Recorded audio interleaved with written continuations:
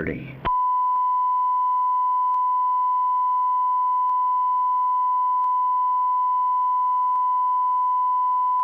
This is the Northern Ireland Assembly Committee Room 30.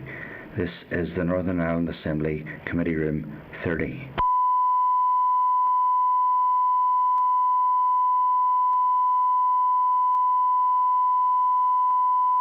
This is the Northern Ireland Assembly Committee Room 30. This is the Northern Ireland Assembly Committee Room 30.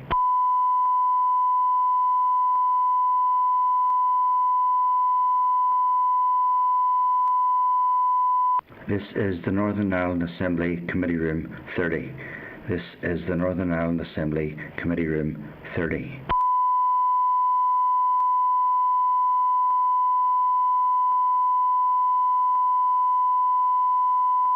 This is the Northern Ireland Assembly Committee Room 30. This is the Northern Ireland Assembly Committee Room 30.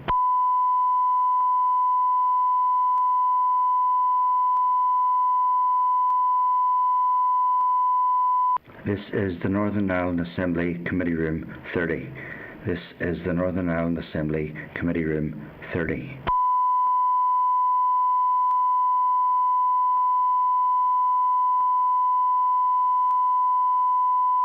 This is the Northern Ireland Assembly Committee Room 30. This is the Northern Ireland Assembly Committee Room 30.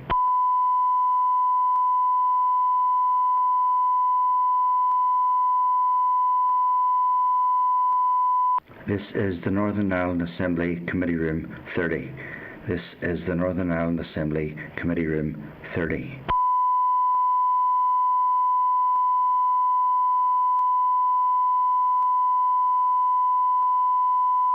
This is the Northern Ireland Assembly Committee Room 30.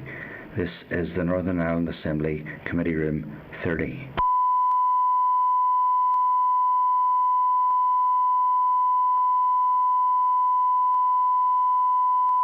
This is the Northern Ireland Assembly Committee Room 30. This is the Northern Ireland Assembly Committee Room 30.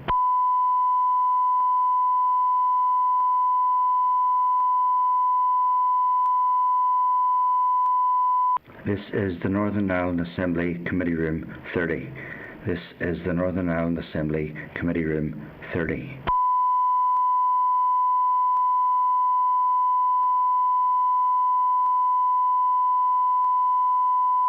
This is the Northern Ireland Assembly Committee Room 30. This is the Northern Ireland Assembly Committee Room 30.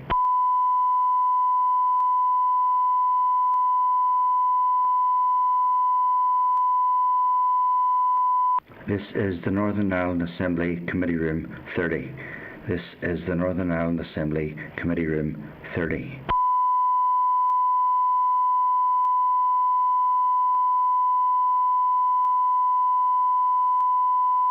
This is the Northern Ireland Assembly Committee Room 30. This is the Northern Ireland Assembly Committee Room 30.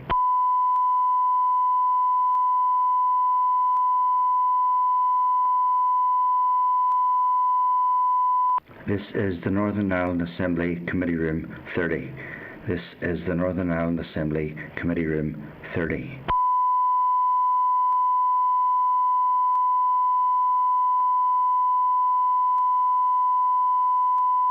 This is the Northern Ireland Assembly Committee Room 30. This is the Northern Ireland Assembly Committee Room 30.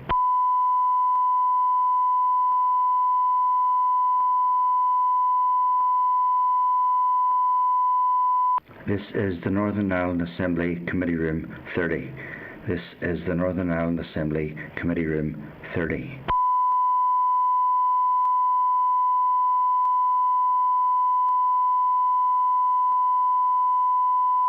This is the Northern Ireland Assembly Committee Room 30. This is the Northern Ireland Assembly Committee Room 30.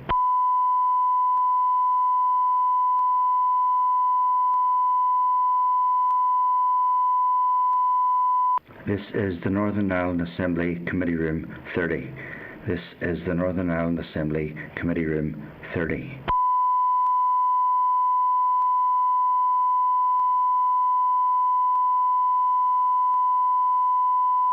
This is the Northern Ireland Assembly Committee Room 30. This is the Northern Ireland Assembly Committee Room 30.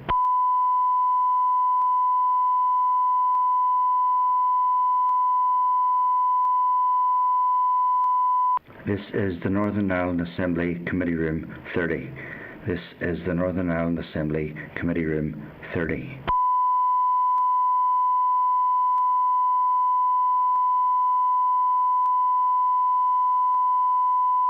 This is the Northern Ireland Assembly Committee Room 30. This is the Northern Ireland Assembly Committee Room 30.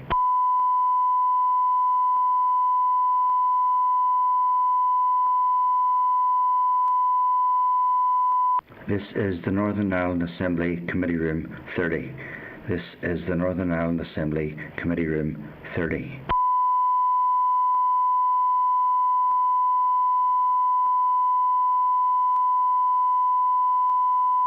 This is the Northern Ireland Assembly Committee Room 30. This is the Northern Ireland Assembly Committee Room 30.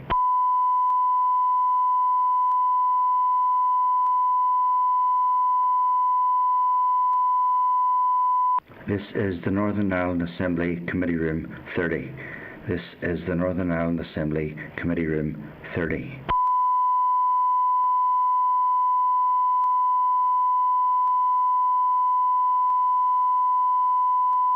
This is the Northern Ireland Assembly Committee Room 30.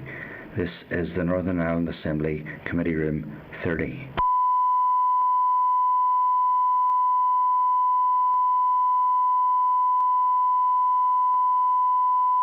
This is the Northern Ireland Assembly Committee Room 30. This is the Northern Ireland Assembly Committee Room 30.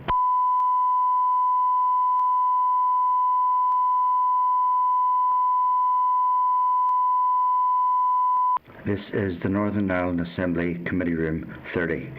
This is the Northern Ireland Assembly Committee Room 30.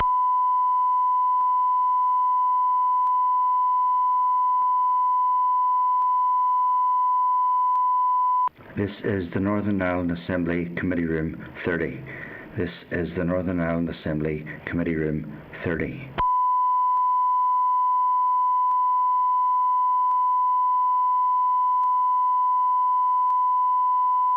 This is the Northern Ireland Assembly Committee Room 30. This is the Northern Ireland Assembly Committee Room 30.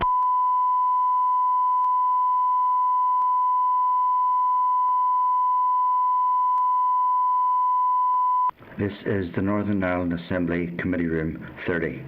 This is the Northern Ireland Assembly Committee Room 30.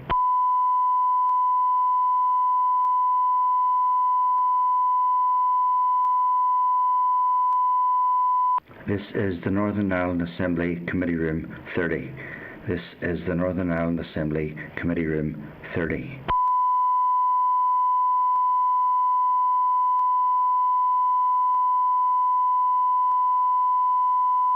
This is the Northern Ireland Assembly Committee Room 30. This is the Northern Ireland Assembly Committee Room 30.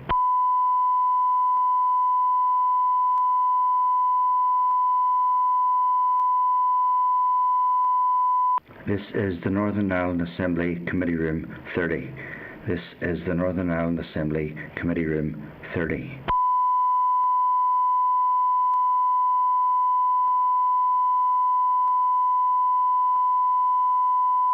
This is the Northern Ireland Assembly Committee Room 30.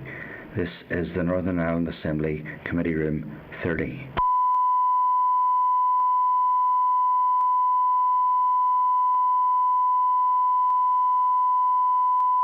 This is the Northern Ireland Assembly Committee Room 30. This is the Northern Ireland Assembly Committee Room 30.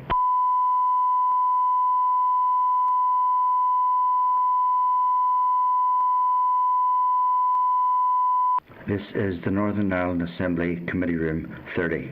This is the Northern Ireland Assembly Committee Room 30.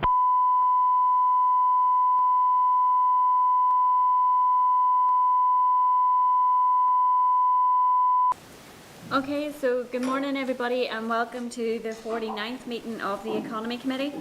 Some more members will be attending this morning's meeting via video conference, and our witnesses will be briefing via video conference also.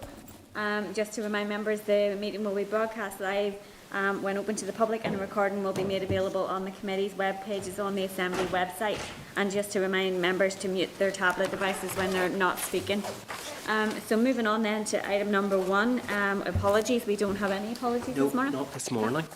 Okay, moving on then to item number 2, which is our draft minutes.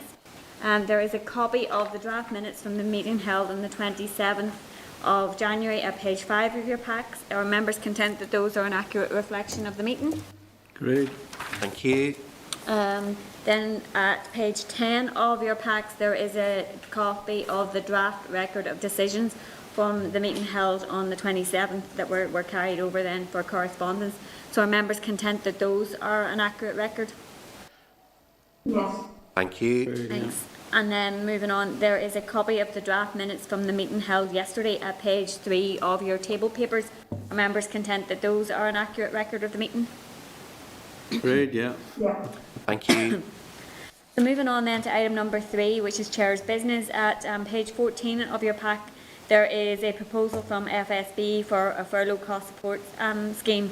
So the purpose of the proposal is to ensure that employers are assisted in keeping furloughed workers employed to benefit businesses and the local economy.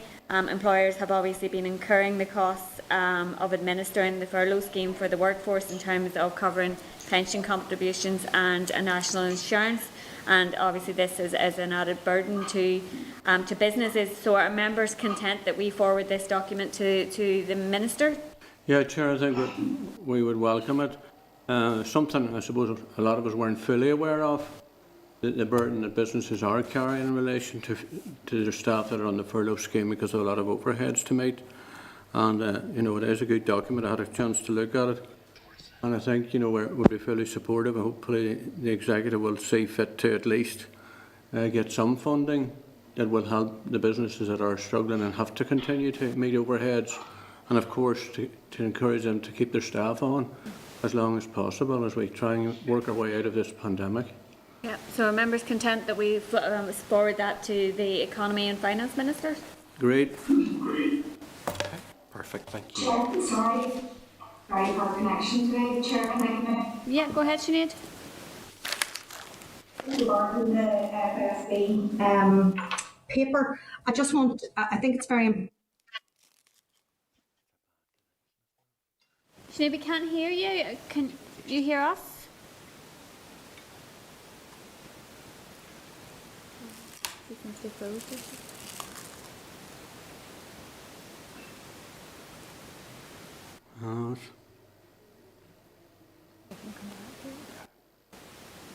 We'll come back to Sinead on that point.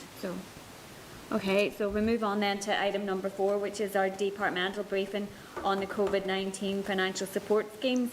There is a clerk's memo at page 18 of your pack. There is the statement from the Minister for Finance on January monitoring at page 20 of your pack, and then there is the departmental briefing papers on the January monitoring round at page 41 of your pack.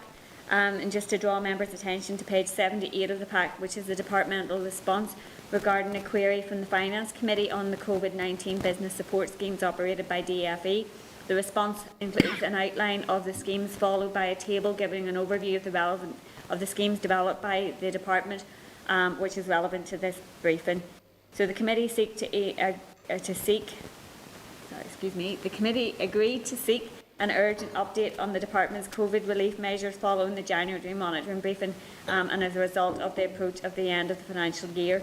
So if I could bring into the spotlight this morning Paul Grocott from the Economic Strategy Group and Keith Forster, also from the Economic Strategy. Chair, there's also a departmental sit rep that I emailed out to members this morning. So that should be in their inboxes, and that's probably also very useful for this briefing if they want to have a look at it. Okay, so Paul, if I hand over to yourself, can we bring the officials into the spotlight, please? Paul Grocott and Keith Forster. There you go. Morning, Paul, Keith. If I hand over to yourselves to give us maybe a bit of an opening briefing, and then we'll open it up to members. Yeah, good morning, Chair. Just check you can hear me okay. My connection's coming up, it says it's unstable. Yeah, Perfect, okay. Let me know if it drops out and I can try it. I was just going to provide a very short overview. I was expecting members' questions was probably going to be how you want to use most of the time. So just a very quick overview, hopefully not too repetitive of the information that you've got in your packs. So that the current position that we're in is the department has provided around £365 million worth of essential support into the economy. So that, in scheme terms, that is the delivery of both the £10,000 and the £20,000 grant scheme on top of the hardship scheme, which reached just over 30,000 businesses. We now have 6 schemes that are live, and just to go through them individually, just the names only, is the COVID restrictions business support scheme, the newly self-employed support scheme, a scheme for limited company directors, the large tourism and hospitality business scheme, a scheme for wet pubs, and then finally the B&B guest houses and guest accommodation scheme. In addition to those schemes, as we've spoken previously about bringing forward a stimulus package for the high street, given the current position of the restrictions and the shops being closed, it's not been possible to do that now, but the Minister is committed to bringing forward that scheme and doing what it says on the tin, is providing that much needed stimulus into our high streets that have been really badly affected. So if we look across the schemes and what we've delivered, I think as a minimum we could say that we've matched the support across the UK, but in many cases we've gone further. So as an example, the newly self-employed scheme brings in more people than similar schemes across other regions in GB, and also the grant payment is higher. We're the only region, as far as we're aware, to bring forward a scheme for limited company directors, and also it's the scheme, the Part B of CBSS, which supports businesses not in premises, is relatively unique. So across the piece, there's a unprecedented level of support. We recognise there remain gaps, which I'm sure questions will sort of get into in the short term. But the provision of 365 million, the ongoing delivery of 6 schemes, has been instrumental in protecting the economy, and it's sort of, the Minister has consistently pointed out, and we're keen to sort of articulate as well, is that hopefully now with the rollout of the vaccine, we've positioned the economy in the strongest possible place to pivot towards recovery, and we'll see more activity focused on economic recovery rather than the life support, which is at the moment essential. So that was always what I was going to cover at the start. Like I said, I was expecting members to be keen to get into questions. Yeah. Okay, thanks for that, Paul. And it's useful to get, I suppose, the overview there as a starting point. And obviously the committee is very aware of the number of schemes that are currently ongoing, and of the work, obviously, of the department and the officials in terms of delivering those is quite significant. Now, you did mention yourself that there are still some gaps in those schemes, and obviously the committee has been made aware of those by various individuals and groups in relation to where there are those gaps and where support is still needed. And I suppose with the additional funding still available at the centre in terms of the COVID allocations, that there is perhaps potential to explore further schemes or further, I suppose, amendments of current schemes in the absence of any additional schemes. But what would your view be in terms of being able to put in, first of all, in place an additional scheme? We've heard calls for example, to open up for those who have been excluded from other schemes. Is that something that you think that the department would be open to considering and to be able to deliver? Yeah, so as just a general clarification, so decisions on the COVID money that's been allocated for spending in this year is for the executive. So there's ongoing conversations. So you had the briefing from the finance colleagues a couple of weeks ago now, I think, on how the department's contributing towards meeting those underspends. Those discussions are ongoing, both within the department and then between departments, to facilitate those executive level decisions. The challenge with new schemes is that they are complicated and take time to deliver. So there's an inevitable pressure, given the nature of the accountancy treatment of the funding, whether it's possible to deliver those schemes in year. But as I mentioned, there's ongoing conversations internally.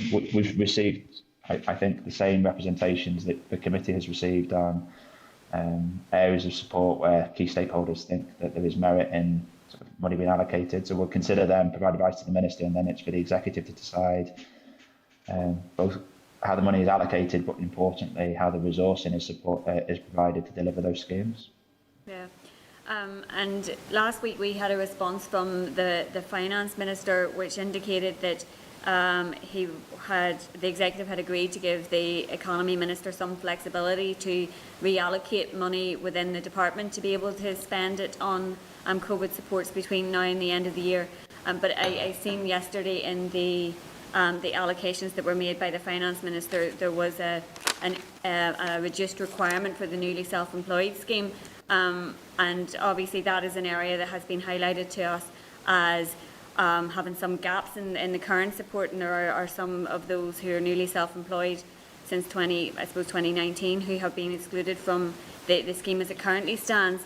Has any consideration been given to expanding the criteria of the current scheme to be able to support some of those still excluded from that?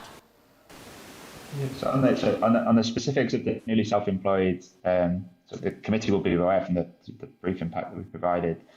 The level of support that's provided at £3,500 is more generous than what's available of comparable schemes in Scotland or Wales, which are at £2,000 or £2,500. So that the scheme in itself is already providing a more generous grant payment.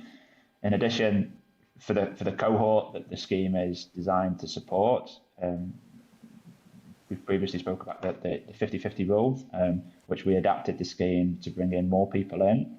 So the scheme is already, we think, quite well targeted for that sort of the purpose, that the policy intent that it was designed to achieve. I think the question that you're pointing to is whether we start to get more engaged and involved in the policy decisions that have been taken by the UK government in the design of the HMRC scheme. So the cohort of 18-19 or perhaps even earlier, that because of the way the self-employed income support scheme has been designed, are either not receiving any grant payment or excluded. And the deeper that we go into UKG schemes and try to engage and sort of pick up their gaps, the more complicated it becomes.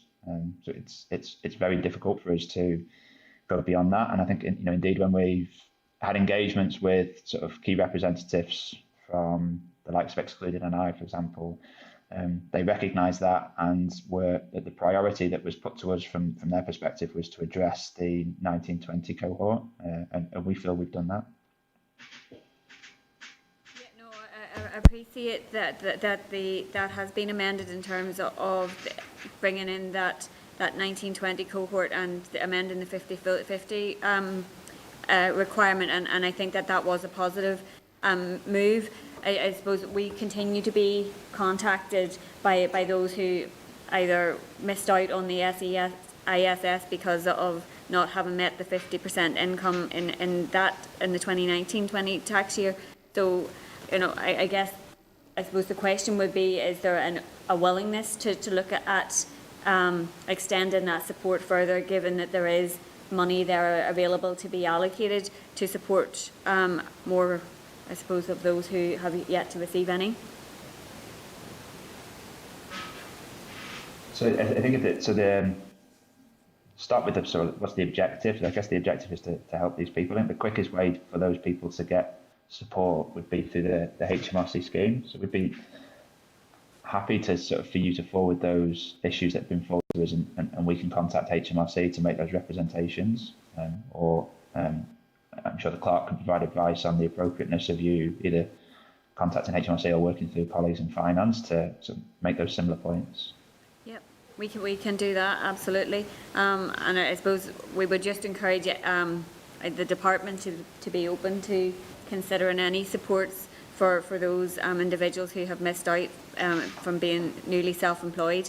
And I guess there are a few other issues that have been highlighted to us in other schemes as well that potentially could be addressed in the time that we have, and the fact that there is money available.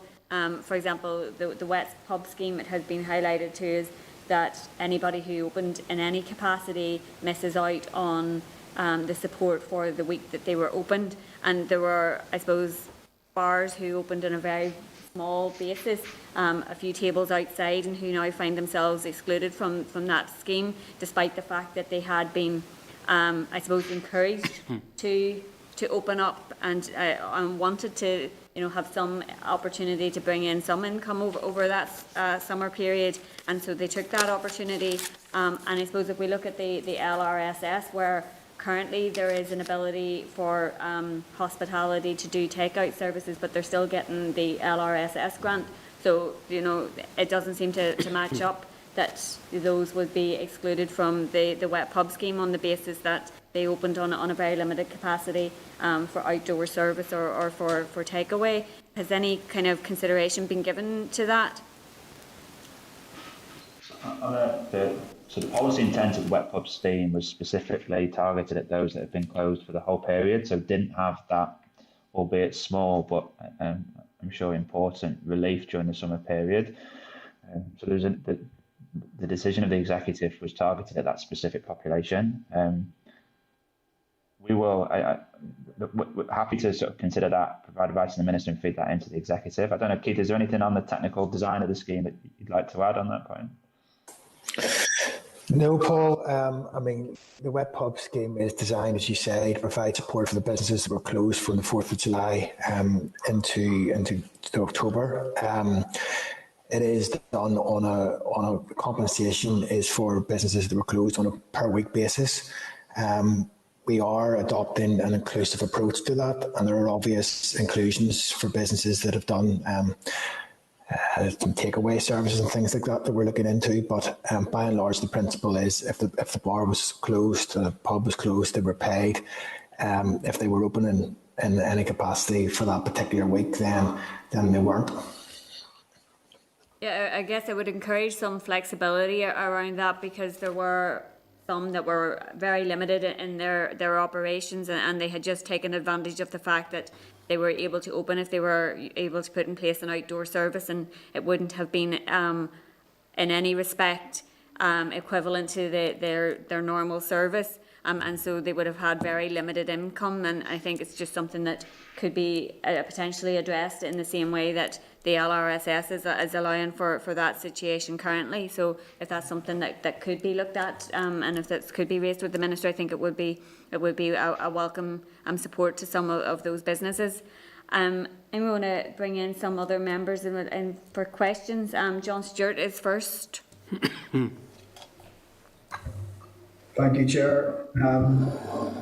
Keith, Paul, thanks for the presentation so far and for the questions you've answered. The Chair covered a couple of my points. I want to say from the outset, I think we all acknowledge and recognise the vast level of state support and intervention for businesses, big and small here in Northern Ireland, both from the British government and from the executive.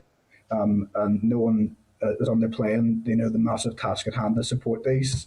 That being said, businesses still are in turmoil and are looking for all the support they can get and the communication to keep them updated while their grants are being processed. Just to touch firstly on CRBSS Part A and Part B, I might have missed it during your presentation. Can you confirm that has been extended to cover the period now to the 5th of March? Yeah, absolutely. So the Finance Minister's announcement yesterday sort of confirmed budget has been made available for grants to pay up until the 5th. Yeah. That's for LRSS and for CRBSS, yeah? Yeah, so LRSS is managed by LPS, and that's tied to the regulation. So as soon as the regulations extend, that automatically increases, whereas CRBSS doesn't have its own regs, so we have to bid for the money effectively, and that's been confirmed to the 5th of March, for both Part A and Part B, I should add. Okay. One of the big issues around that, and I appreciate it's a Department of Economy-led scheme, but it's ruled out by Invest NI, and I think as we approach the start of the next phase of the restriction for these businesses, many of them are still waiting for the payment for the period from January through to now. And I appreciate there are some delays. Are you able to comment on where we're at with how it is possible that at the start of February, some businesses have applied for CRBSS Part A and Part B legitimately, haven't received the first two payments, have still not got it? It does seem really frustrating for them. So I totally appreciate from the business perspective. So the numbers are around 50% of the applicants in Part A have been paid their top-up payment. That only runs until the 5th of February because of we were awaiting confirmation from the extra budget. So there'll be a top-up payment for those people, hopefully very quickly. And then for the Part B scheme, there's around 35% of payments of the top-up payments have been made. Similarly, we'll have to do a second top-up to bring them up to the extended periods of the 5th of March. The challenge that we face is that, and this was known from the start, is that we were running two schemes concurrently. So the LRSS paid businesses in premises, but obviously that excluded businesses that didn't have premises or were in a supply chain, which is why we developed the CRBSS. And while they've got specific populations, it was inevitable that there could be overlap, particularly as businesses perhaps weren't quite sure which scheme they were eligible for. So as we move from the first sort of period of restrictions into the second one, it's necessary just to take stock and double check that there are no duplicate payments within the system. So Invest and I have been able to do that very quickly, around 50%. There's the remaining 50%, they're working quickly to with colleagues in LPS and also in the department to make sure that there's no duplicate payments, because this is taxpayers' money, and we have to ensure that it's our commitment to managing public money, as the document says, is invariant. So there's a necessary process that we need to go through, but we're working through that as quickly as possible. Yeah, no, thanks for that. I do appreciate it's public money, and I think the same people who are complaining about delays will ultimately complain if money was misappropriated in the long term. So I appreciate it's a balancing act.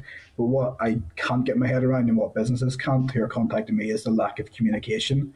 I mean, the people who have applied for Part A and Part B, for the most part, as you will know, Paul, and this is not dig at yourselves, it's just to get it off my chest on their behalf, are people who live on the breadline. They live week to week.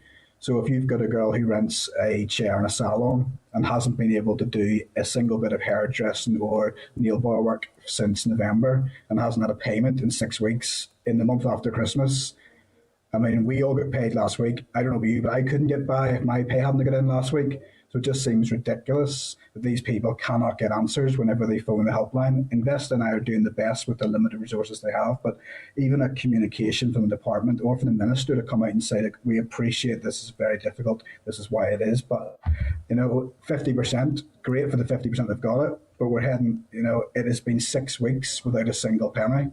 And when they phone up, they just get told, we're working on it. I just find that very frustrating on their behalf, because they're coming to us. I don't think they're coming to the department for so much. They're coming to individual reps, and that's more just a gripe on their behalf. So hopefully the third payment, now that the iron out has been done with LPS, I'd love to think it will be instantaneous, given then that the next payment, because that overlap has been done. There couldn't be any justification for a delay in the next payment, I wouldn't have thought. Can we get at least that guarantee? For those that have been paid, yeah. So if you've had the population within the 50%, there's no reason why there'll be the top up until the 5th of March would cause delay. The challenge is, so for example, LPS will have paid a business that owns a hairdresser. There may be an individual that rents a chair within that same premises. So the database triggers that these look like the same people. So there's just steps that we have to go through to make sure that these are genuine claims and that there's not fraudulent activity.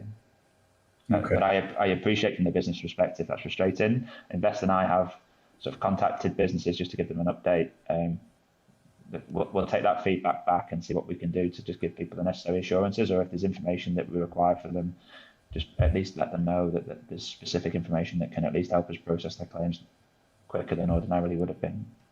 Okay. Well, I appreciate you passing that on, and if you could maybe pass it on to the Minister too, that a more in-depth, even a weekly sit rep, just to tell businesses what she's doing and why there are these delays would be really helpful. At least it would fill the void of no information.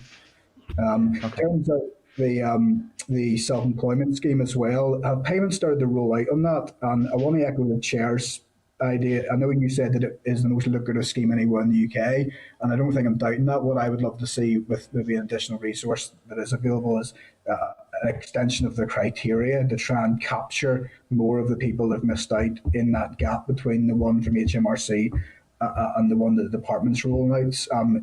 Is there any appetite within the department and the Minister to do that? And just in terms of, has a payment been made yet to those who have applied? Yeah, so payments have rolled out. So there's around a third of the applicants, so 22% have been paid already. A further 12% will be paid by the end of this week. So the quantum there is in the region of 2.8 million. The challenge that the teams in Invest have found with this is the quality of the applications have made it difficult for them to pay as quickly as other schemes. We were hoping that the self-assessment deadline of the 31st of January would have helped with that, so people will have completed the necessary information and provided that to HMRC, and then they'd be able to provide at least some of that information to us to enable to process that.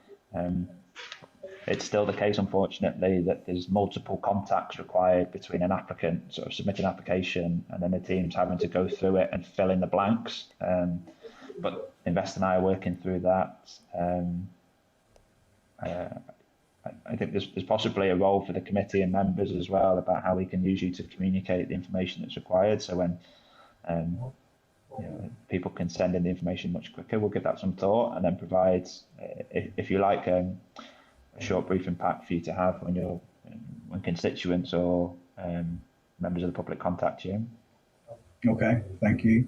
And just in terms of the excluded NI paper, I did personally think there was quite a lot of good stuff in there. I appreciate you said that they recognised that an element had been covered in some of the support to date, but is there any plans to look more detailed into that, given they've done a lot of work themselves as an organisation to identify sections who have missed outs through no fault of their own? I'm just wondering what engagement has the department had with excluded NI, if not to use the current financial year, but at least a package starting early in the next financial year to maybe try and be creative in how it targets some extra resource to those who've missed out.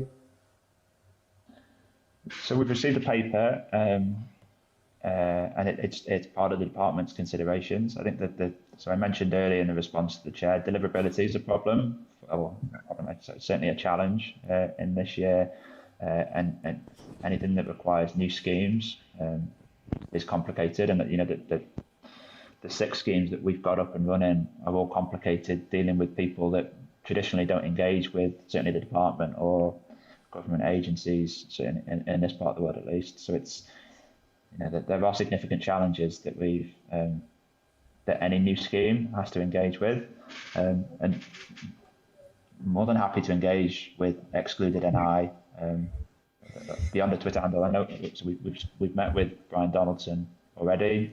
We talked through the schemes, and he sent us the paper. If there's other people within that Twitter handle that you think is worth us speaking to, then no problem. More than happy to have the chat, definitely. Okay, we'll pass that on. Just the final thing for me then is just in terms of the wet pubs scheme, is there any, first of all, are you content with the level of budget? I mean, I think some pubs are saying that it's almost an insult that the amount of money that potentially they're getting.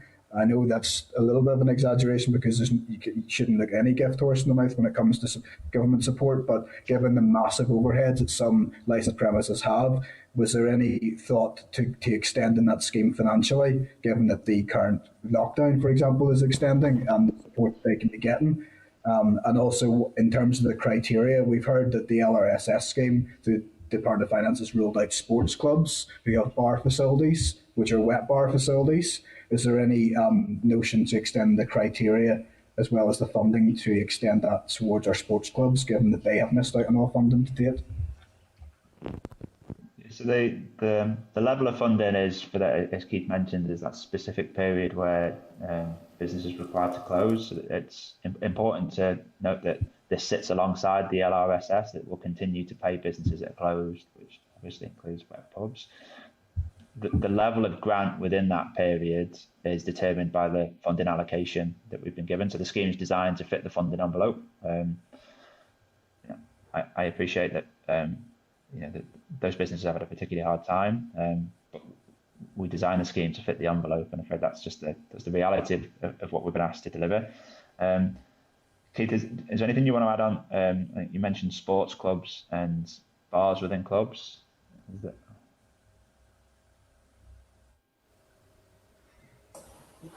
No, Paul, nothing in particular. The bars within the clubs is an issue that the policy team are currently considering in terms of how that's categorised within the web pubs scheme, and there are a number of decisions that need to be made in terms of what the likely exclusions and inclusions will be there, and there are some challenges in doing that, but that is being looked at as a live issue at the minute.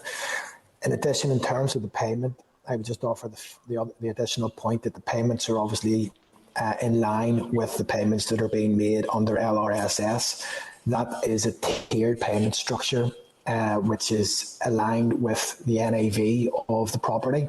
The NAV is obviously a proxy for what those fixed cost overheads are, and the scheme is designed to compensate for fixed cost overheads.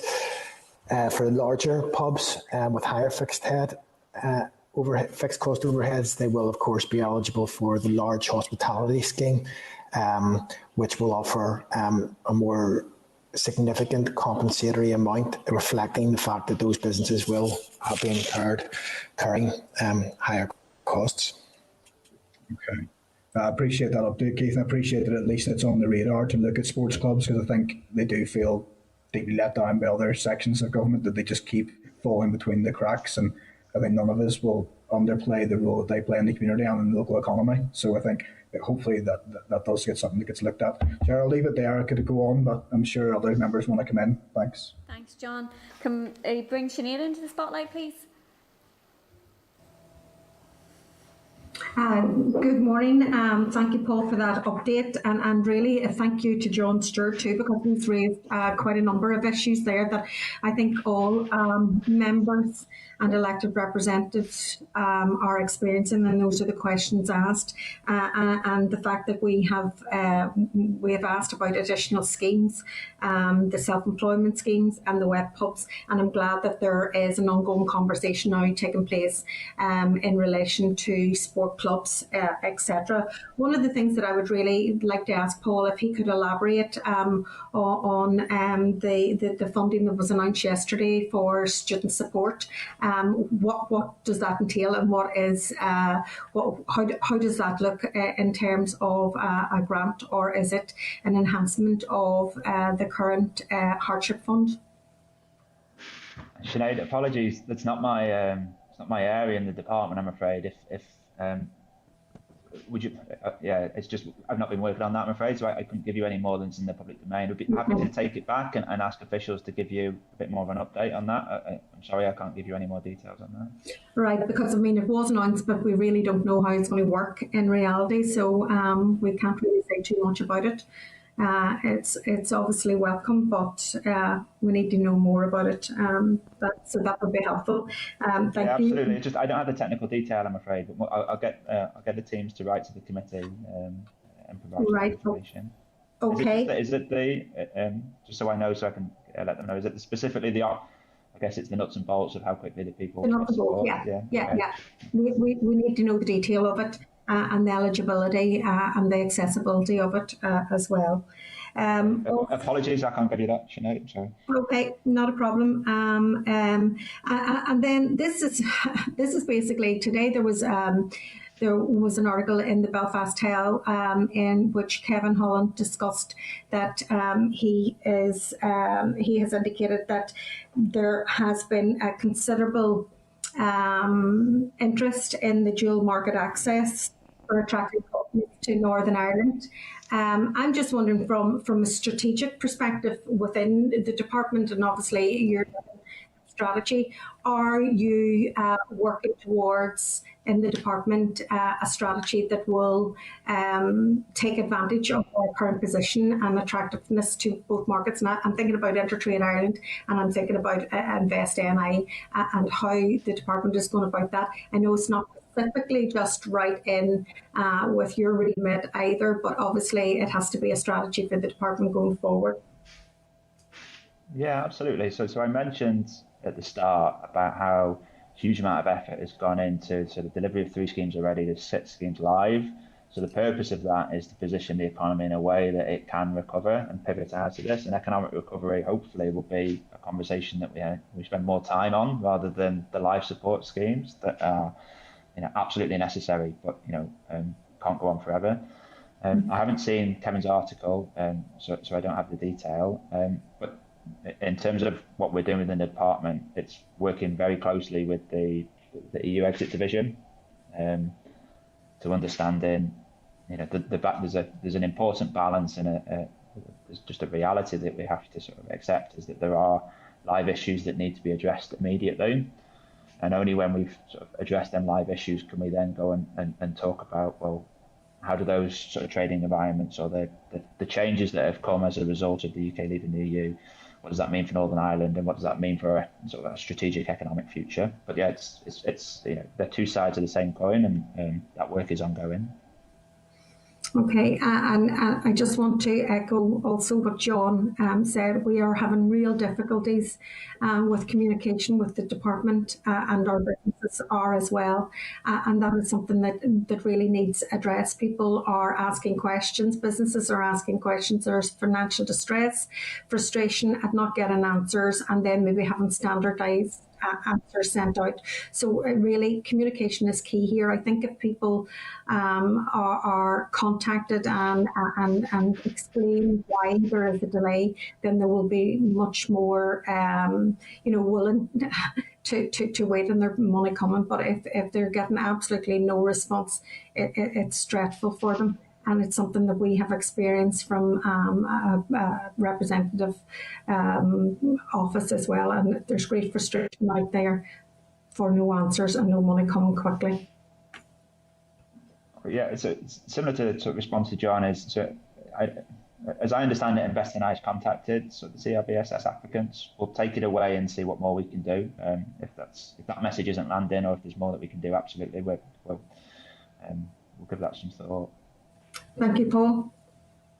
Paul, can I just come in on that particular point? And I suppose the frustration that was being communicated to us was that for most part it was applicants who had previously been received funding, and then they were waiting, and then they got an email from Invest saying, we're doing this cross-check with LPS around the LRSS, but they weren't actually involved in the LRSS, and I appreciate what you have previously said there around, there may have been a premises, but I guess there was a lack of understanding as to why they were able to get the first payment and had to wait now on the second payment. And I guess there was a level of frustration there because, as John rightly pointed out, that people are in very difficult financial circumstances. And I suppose it just didn't seem to completely add up in relation to why they had to wait. And we were getting quite a bit of contact around that. Yeah, no, I've heard that, and we'll take that back and we'll see what we can do. Okay. No, thank you. Can I bring in Stuart, please? Yes, thank you, Chair. Thank you, Paul, for what the information you've been giving us. And I think it is genuinely fair to say that while there's lots of frustration out there, and you've heard some of that from the members this morning, I think we do need just to stop for a second and actually say that civil servants and the department have done an amazing job, because you're working in these pandemic conditions as well, and you have done a good job, and it cannot be easy. And I need to place on record how difficult it must be for you and your officials to be working through this in all of these circumstances. So I think we just need to take a pause and say thank you for the work that's been done. Now, I want to move on then into just exactly where we are as we approach the end of the financial year. And you've said that it would be difficult, and in fact, I think the word you said was complicated, to roll out a new scheme as we approach the end of the financial year. But I know one of the members have made reference to information which Excluded NI have provided to you by way of potential use of funds, productive use of funds to the end of the financial year. Can I first of all ask you, are there any plans to top up existing schemes using the resource that remains available to the end of the financial year to allow either more people to apply who haven't actually got fitted into that envelope, or indeed just simply to expand the envelope and to give more funds to those that are already in those schemes? That's my first question. Maybe you'd like to answer that, Paul. Thank you. Yeah, listen, thank you very much for that, Stuart. It's really gratefully received, the praise, and I'll make sure that the teams pick that up. It means a lot. Thank you. On yeah, can we use existing schemes, and can we turn taps sort of the flow of funding through the existing schemes? Increase that flow to sort of either increase the level of compensation or maybe broaden the scope of the existing schemes. That's absolutely part of the conversations that we're having. So, that both at official and ministerial level, that's a live and active sort of discussion point. We're seized of the importance of providing as much support as possible to the business community, because if we don't want to get to the point at which we become the cover and have found that businesses aren't best placed to do that. So that's live. And an active area of policy development. The flow of that is what that looks like in practice is we provide advice to our minister. The minister then takes that to the executive for decisions. But it's happening in the department, absolutely. Thank you. That's very welcome. I appreciate that all of the schemes are complex and difficult, and that you rightly have checks and cross checks to do. But why is it, for example, that a scheme like the travel agents support scheme has been handed to the Department of Finance when that's clearly the core business of your own department? I'm not sure which scheme's that. So travel agents will be eligible for the LOSS because they're non-essential retail.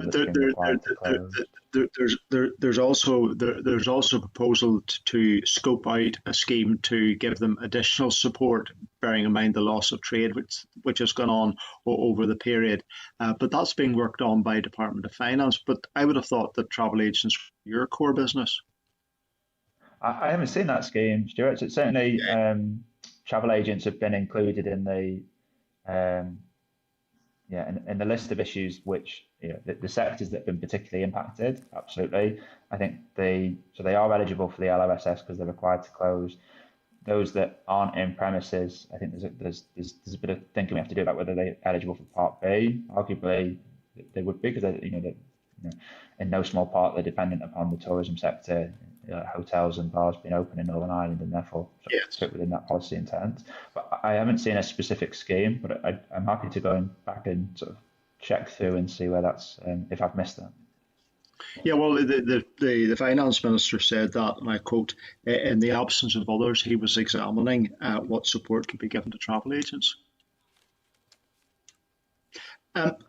Moving on, Paul, where are in relation to scoping out the landscape, both now as we approach the financial year, to check, and again, I think this goes back to the document which you received from Excluded NI, to examine those that have missed out so far. Then where is that landscape and scoping document going, if there is one, in this early part of the next financial year? Clearly, the pandemic is just not going to end in the beginning of the new financial year, and it will continue on. So undoubtedly, there will have to be further funds put into schemes to deliver, perhaps into the early part of the summer. I'm not going to predict when we're going to start to see a return to business and all of that, but clearly this is not just going to stop because the financial year flips over in the next year. And maybe you could also start to indicate to us, and I appreciate There is a lot of hard work going on at the moment to work on these schemes. But could you maybe just set out for us a little of the prospects of the new financial year as hopefully we move away from these support schemes and what the future is going to start to look like? Because businesses, the likes that John Stewart referred to, the hairdresser who rents a single chair, to the travel agents, to big businesses, to the self-employed, these people will still be there when the pandemic starts to cool down and life starts to change again. But they're going to need ongoing, but perhaps different support into the future. And are you starting to scope some of that out? Absolutely. The pandemic doesn't stop on the 31st of March.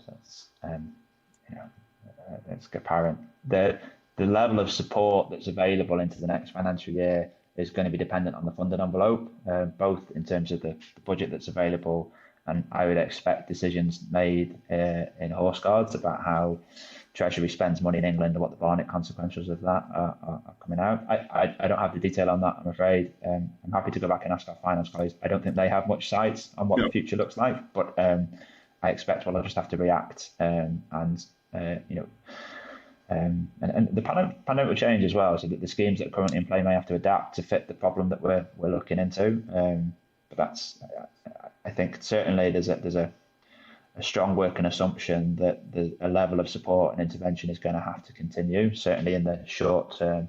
I think the challenge that we'll face is making sure that pivots, as I mentioned earlier, into recovery. So moving from sort of like the sustaining and the protecting type of support into much more strategic and demand stimulating support. So the high street support schemes, good example of that.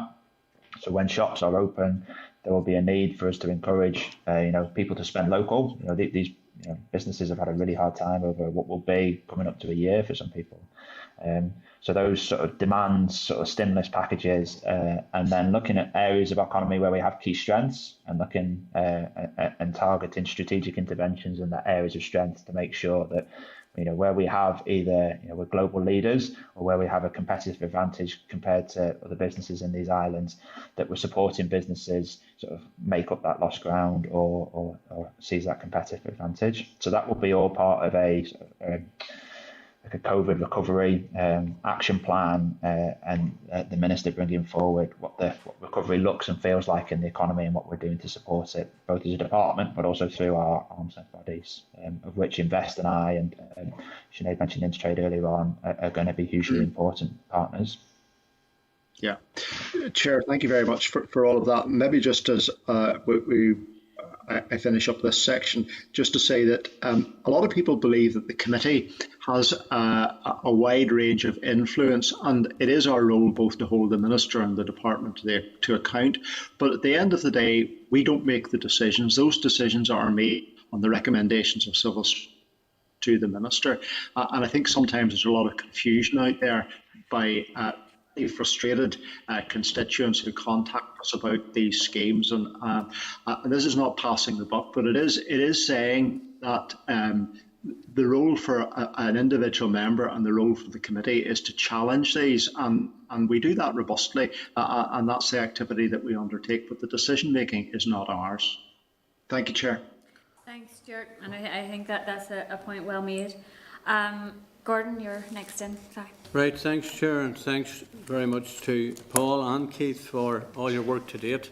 It is appreciated. I must say, our office has continuously been in touch with both the Department of Economy and Invest NI, and we've got a lot of results for businesses. So we do appreciate the response that we do get, and I think we've made contacts with the right people, and as a result, we are getting answers for businesses. A couple of points. Just the BNP scheme is welcome, but there is one big issue, and that is self-catering. Some units do both. Some will do BNP, and you have the option of self-catering on the same site. I was somewhat upset when I realised that self-catering is not included, is my understanding. And I've spoken to some people in the department, and they're saying, but self-catering has been open. But, it may have been open, but we've had little or no tourists. you know, we've had little or no flights in and out of the country, there's been little or no movement. So I do think there is an argument there that self-catering needs to be compensated in some way. So yeah, just so the specifics of the scheme in turn, and then the self-catering. I'll pick up later. Is that the scheme was designed similar to the wet pubs. It's designed to support those that have been really quite significantly impacted, and that is the population that's in it. So that the B&Bs and the guest houses have had a really difficult time. Self-catering is slightly different. It's not to say that they have been insulated or not affected by the pandemic, but the period where the restrictions were relaxed, our assessment was that lots of people, albeit inbound tourism was significantly reduced, but there was lots of people that couldn't go abroad who decided to holiday at home, and because of the risk of the pandemic was still there, self-catering accommodation was particularly attractive. So in that sense, it's slightly different than the B&Bs, who the level of impact is different, and that's reflected in the scheme. So are you reviewing that, or is there any intention to review the issue of the self-catering? They may have operated to a certain level, but it's nominal compared to what normal business was throughout the past year. Yeah, no. The conversation earlier with John and both Stuart is that as part of the advice that presented to the Minister on options that can in turn be put to the Executive for decisions on how funding could be allocated. Okay, no, I will be taking that up with the Minister again. I have a constituent who has done a lot of lobbying. It's just worth saying, I think self-catering are... Sorry, Keith? Sorry, I was just going to say, Gordon, the self-catering are eligible for the LRSS scheme. Just in case you were thinking there was no support there. LRS, yeah. Yeah, because of loss of income, because of lack of business. Yeah? Yeah. Yeah. Okay. Right. The other point is, Megan, we have a constituent in North Down who has done considerable lobbying. He is a golf coach and runs a shop at the Royal Belfast Golf Club. He does not pay rates and he does not pay rent, but to date he has had no grant support, as he has no income, or relatively no income, because golf clubs are closed. What scheme is he possibly eligible for, or what should he consider applying for? He has talked to many officials. He's been in touch with this permanent secretary in the Department of Finance and many others, and yet the issue hasn't been resolved. Do you have any guidance or any thoughts that you could give him in relation to existing schemes, please? If you send us, it's difficult to comment on specific cases without all the detail. But I'm more than happy to pick that up. In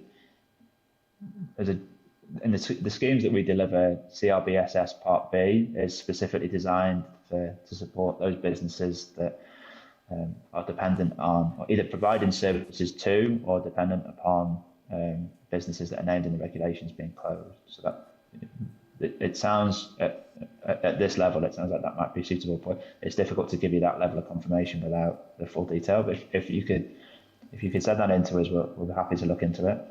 Right. Okay. Thanks for that. Right. Just the other point, and perhaps you cannot answer it. The student scheme.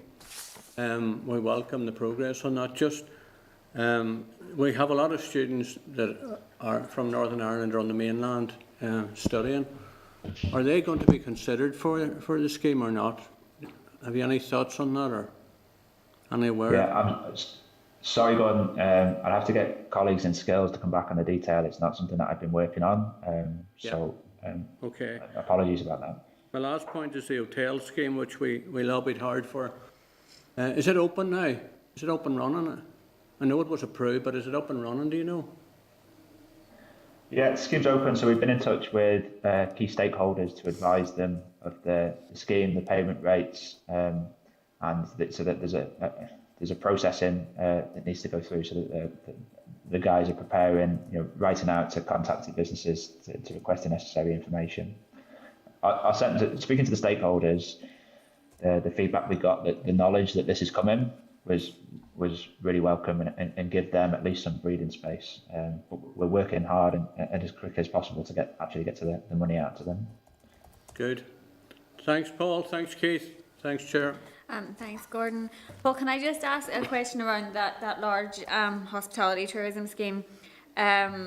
Obviously was very welcomed by the sectors, but it has been brought to our attention that cinemas and other events venues aren't eligible, and I suppose one of the reasons for putting that scheme in place was because those businesses missed out on the previous grants on the basis of their NAV being over 51k, and for some of these venues that would have been the same situation. Is there any consideration being given to extending that out just to cover those venues that also have been very badly impacted, and similar to hotels, have went to some lengths to put in place measures, to protect staff and customers, and have unfortunately been closed for several weeks now? Yeah, so the original policy intent was targeted at the large fixed costs of the large hotels. That's the reason why it was designed. There's a bit of work that we have to do to join up between ourselves, Department of Finance, and Department for Communities, to make sure, because we're all delivering schemes in the same space, to make sure there's a bit of overlap. But those conversations at official level are happening, just to make sure the advice we provide to ministers is sort of compatible and complementary, and that issue is included in those conversations. Okay, thanks for that, Paul. John O'Dowd, please, can we bring John into the spotlight? Thank you, Chair, and thank you to Paul and Keith for their answers thus far. Paul, I just want to echo the Chair's comments and other members' comments around the wet pubs. I don't want to rehearse the answers because of the time the committee has, but I do want to echo them, and just for you to relay those back to the Minister, that scheme isn't responsive to the needs of clubs. The point I do want to labour on is the issue of payments not being received by businesses. And the term business isn't actually the right term. When you're talking about a young woman or a woman hiring a chair in a hairdresser's or in a beauty salon or whatever it may be, it's not a business in the true sense of the word. They don't have assets. They don't have stockholders or stock shares or anything like that there. They're living week to week on the money they earn from hiring that chair. So business is the right term. And while I accept the need for public money to be protected, I can assure you, in the history of human adversity, there has never been a statue built to an accountant because they've done a great job at the accountancy during the time of crisis. What we need to do is get the money out the door and into the pockets of those people who haven't received payments since before Christmas. And I actually echo Stuart's comments, because this isn't a criticism of yourselves, your team, or InvestNI, and I'll tell you why. As Stuart has said, I put a query in yesterday to InvestNI, and I got a response back last night at 10 to 11, which shows to me the sort of hours people are working in your team and in other teams to try and deal with these issues.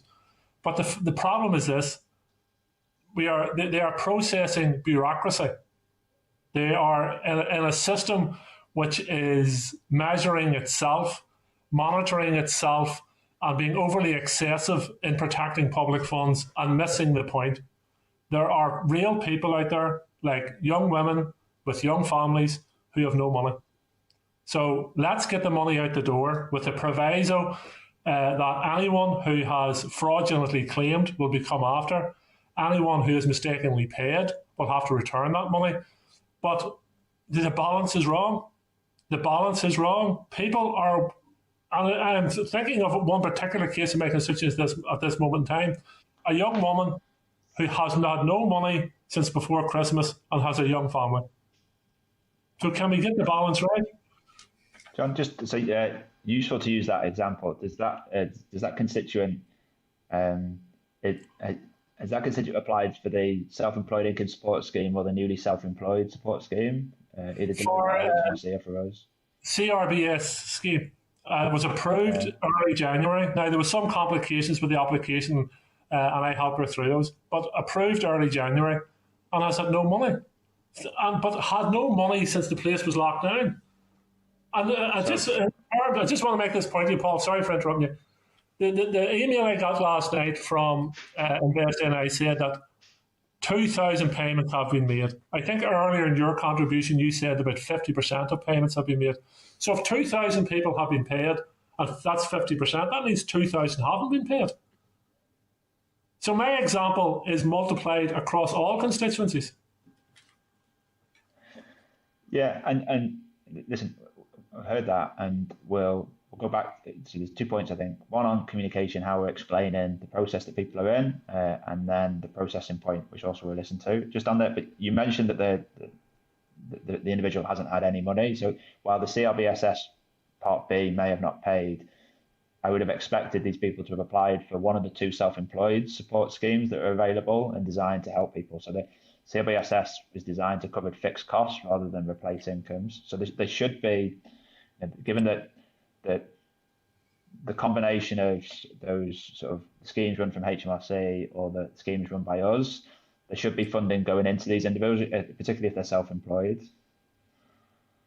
Well, Paul, my comments about the system being overburdened in the wrong direction applies to all schemes. It applies to all the schemes, whether it's run from the Department of Economy or it's run from HMRC. This individual has had no money. That's an example, and there's multiple examples of that. We are in a crisis, which we're all living in, including yourself and your team, and you're all impacted by it. But as I said at the start, no one wins awards for being a great accountant in times of crisis. People remember, and quite rightly remember, those who get assistance out to those who need it. Absolutely, and that's so the intent of the scheme is to get money as much as possible. But there's lessons from the delivery of the 10,000 grand support scheme that we have to learn, and I'm quite confident that within the next 6 months I'll be back in front of this committee answering questions about fraud, risk, and error. And that's the operating environment that we work in, and there is a balance that we need to strike to make sure that our safeguarding public money, that duty is invariant. That's the word that the document uses, and that's the yardstick to which will be measured in the future. Within that, I hear you, and I appreciate the difficulties that people are facing. We'll look at both comms and also the processing of the 50% in Part A that haven't been paid, or the larger number in Part B. Paul, feel free, and I'm sure you will, keep the Hansard from this committee. And if I challenge you over you not sticking to accountancy rules, please read the Hansard out to me, and I'll happily backtrack. I suspect I will, because I said at the start of this crisis, rip up the rule book and get money out to people. And my thoughts on that are still the same. Of course, you have to protect public funds, and there has to be a balance, but the balance is in the wrong direction. Okay, thanks, John. Thanks, John. Can we bring Claire in, please? Good morning, everyone, and thanks, Paul and Keith, for the contributions so far. I suppose I just want to pick up on John O'Dowd's point. And however well-intentioned it was, and I do believe it was, these people are businesses, and regardless of them being an independent business or a sole trader or self-employed, I don't think we should diminish the work that they have put in to get to that point. And the difficulty around the schemes is that they haven't entirely supported those small, medium enterprises, which makes up a significant part of Northern Ireland's economy. So I get what John's saying, and I agree to an extent that the way the grant supports have happened over this last year has been quite piecemeal, and it has gotten complicated, and it has meant that there is imbalance across the system, with some people getting what they would have got had they been able to work and able to make that money, compared with people who haven't gotten anything. And I think certainly when we do reflect on this and we do evaluate the grant schemes over the course of the past year, we may decide that we should have went for a universal basic income that would have been probably more satisfactory in helping everyone, because there are still those people who are excluded. And indeed, we need to capture everyone, because as John Stewart said, as John O'Dowd said, this isn't a case where, we can just not pay people or we cannot give people money or financially support them, because they do have bills to pay, and that's not just within their business but also within their home life. And that must be really difficult, and people will be making big decisions on the basis of what has happened this past year and how they move forward. And from an economy perspective, that may mean that they have no longer any interest in being an entrepreneur. That may mean that they may feel it's too risky, not just for their business, but for their actual day-to-day life. And I think that's something the Department for the Economy really needs to reflect on, because, amongst all of this, we are seeing adverts and schemes about encouraging people to be entrepreneurs. Why would you? Given that some people haven't been able to access support when it's been required. And yes, we have to have a consideration for those individuals, but we also have to have a consideration for the wider Northern Ireland economy and how we ensure that stays stimulated, so that we can protect jobs, we can ensure that people are not going into the unemployment queue.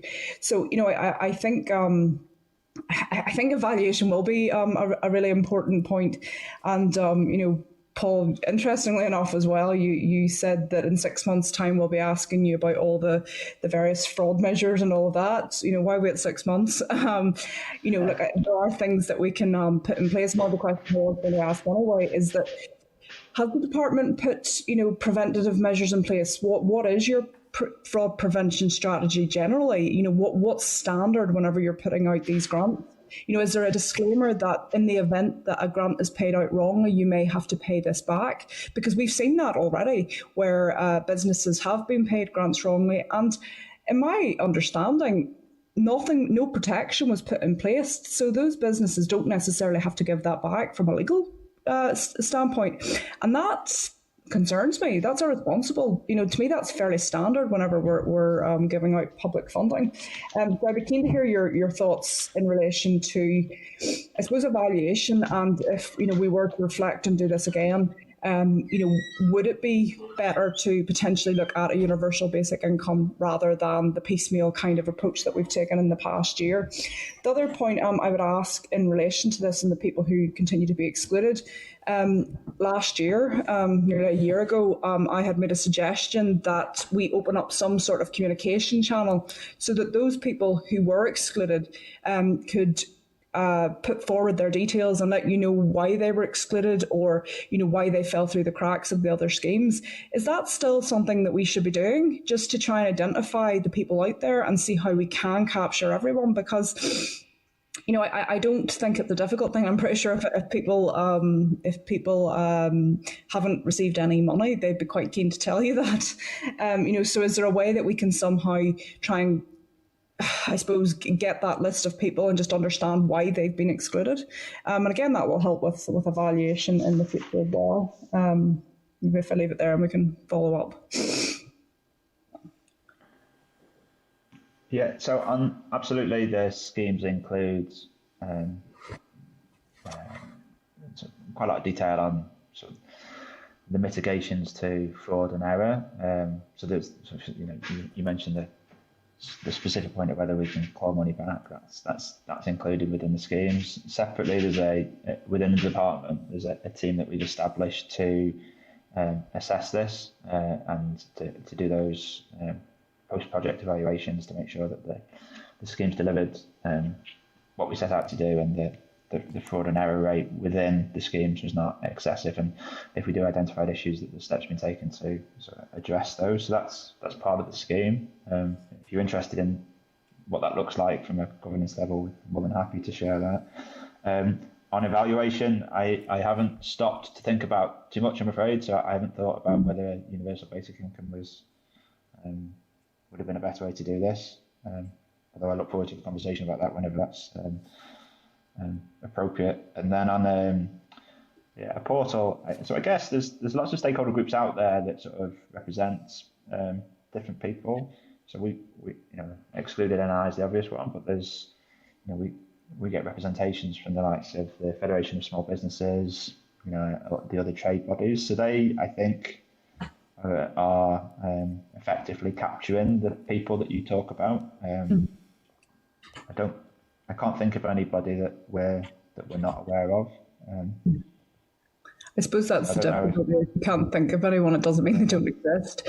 And yes, we can assume that they're captured by various, interest groups or lobby groups. But, I'm receiving a, considerable amount of correspondence continued, as I'm sure is every MLA across Northern Ireland. And for me, it would be useful if there was some sort of communication channel that we can pass that on, rather than the blanket response of these are the various schemes, or go to nibusiness.info to find out. They've already done that. We've already done that. We have nowhere to go insofar as those people who are not necessarily represented, or maybe just aren't aware that these groups exist. Because these groups, because of the situation as well, essentially exist on social media. They essentially exist, on very specific channels, and we can't assume that everybody has access to that. And they're doing a fab job, might I add. But to me, it's not insurmountable to ask that those other businesses or to pass on their details, or just share that information, because for them, and every MLA said it up to this point, they're just not being supported, and we need to find a way in supporting them. Yeah, so I'd be interested to know if there are people that genuinely have got nothing. It'd be interesting to know who they are. Okay, well, maybe if you want to, I can give them your email address, but I wouldn't want to do that, Paul. Maybe so if if you want to set up something else, some sort of portal as suggested by myself here, or an email address, then we can certainly forward and signpost them on to you. I've no difficulty there. So I guess it's where the schemes have, so NI Business Info you've mentioned gives other schemes. Invest NI is unusual in the delivery of the schemes, and that it has a helpline for people to get in touch and contact. So there's ways for people to get in touch with us to talk through either applications that they're thinking of, or to get updates. So I'm not sure what a portal would do to add to that, apart from create lots of correspondence.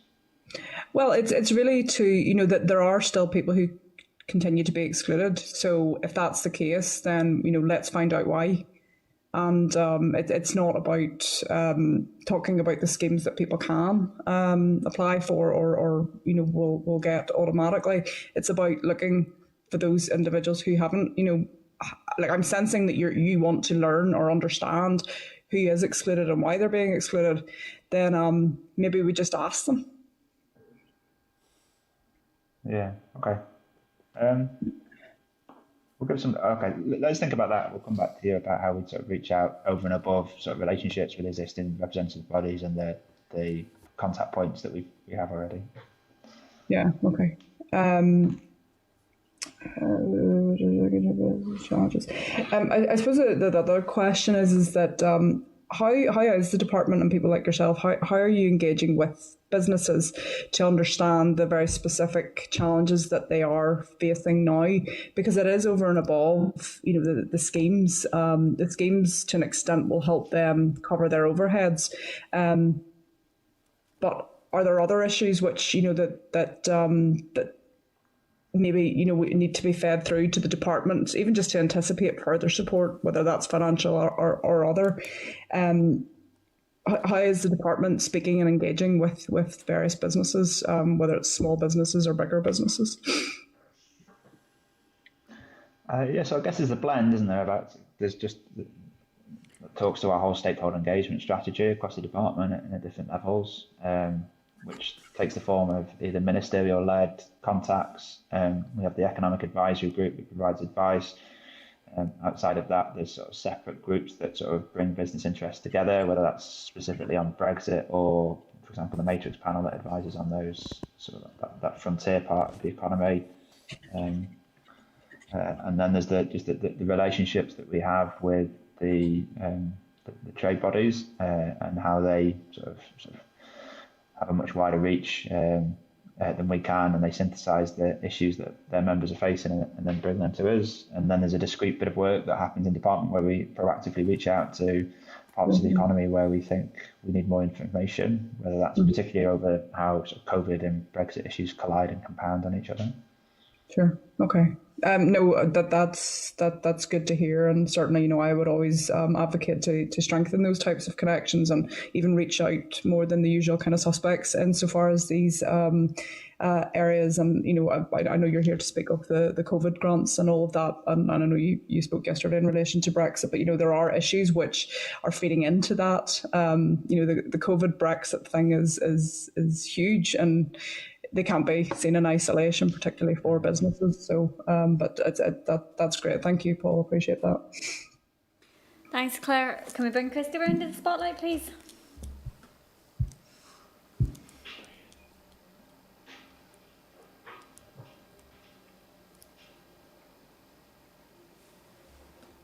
Is he talking? Christopher, you're in the spotlight. I think you're on mute.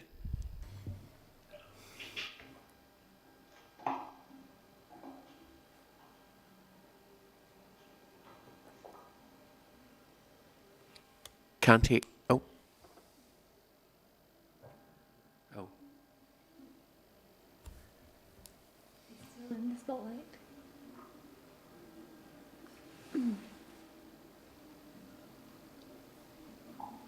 Oh, there's back. Hello? Yeah, we can hear you. Yep. Oh, good. Excellent. Thank you. This is me and technology. Technology reached its peak with a frozen pizza, as far as I was concerned. And just a few questions. Firstly, when this situation comes to an end in terms of subventions into the economy, what is the estimation of the number of jobs that are likely to go?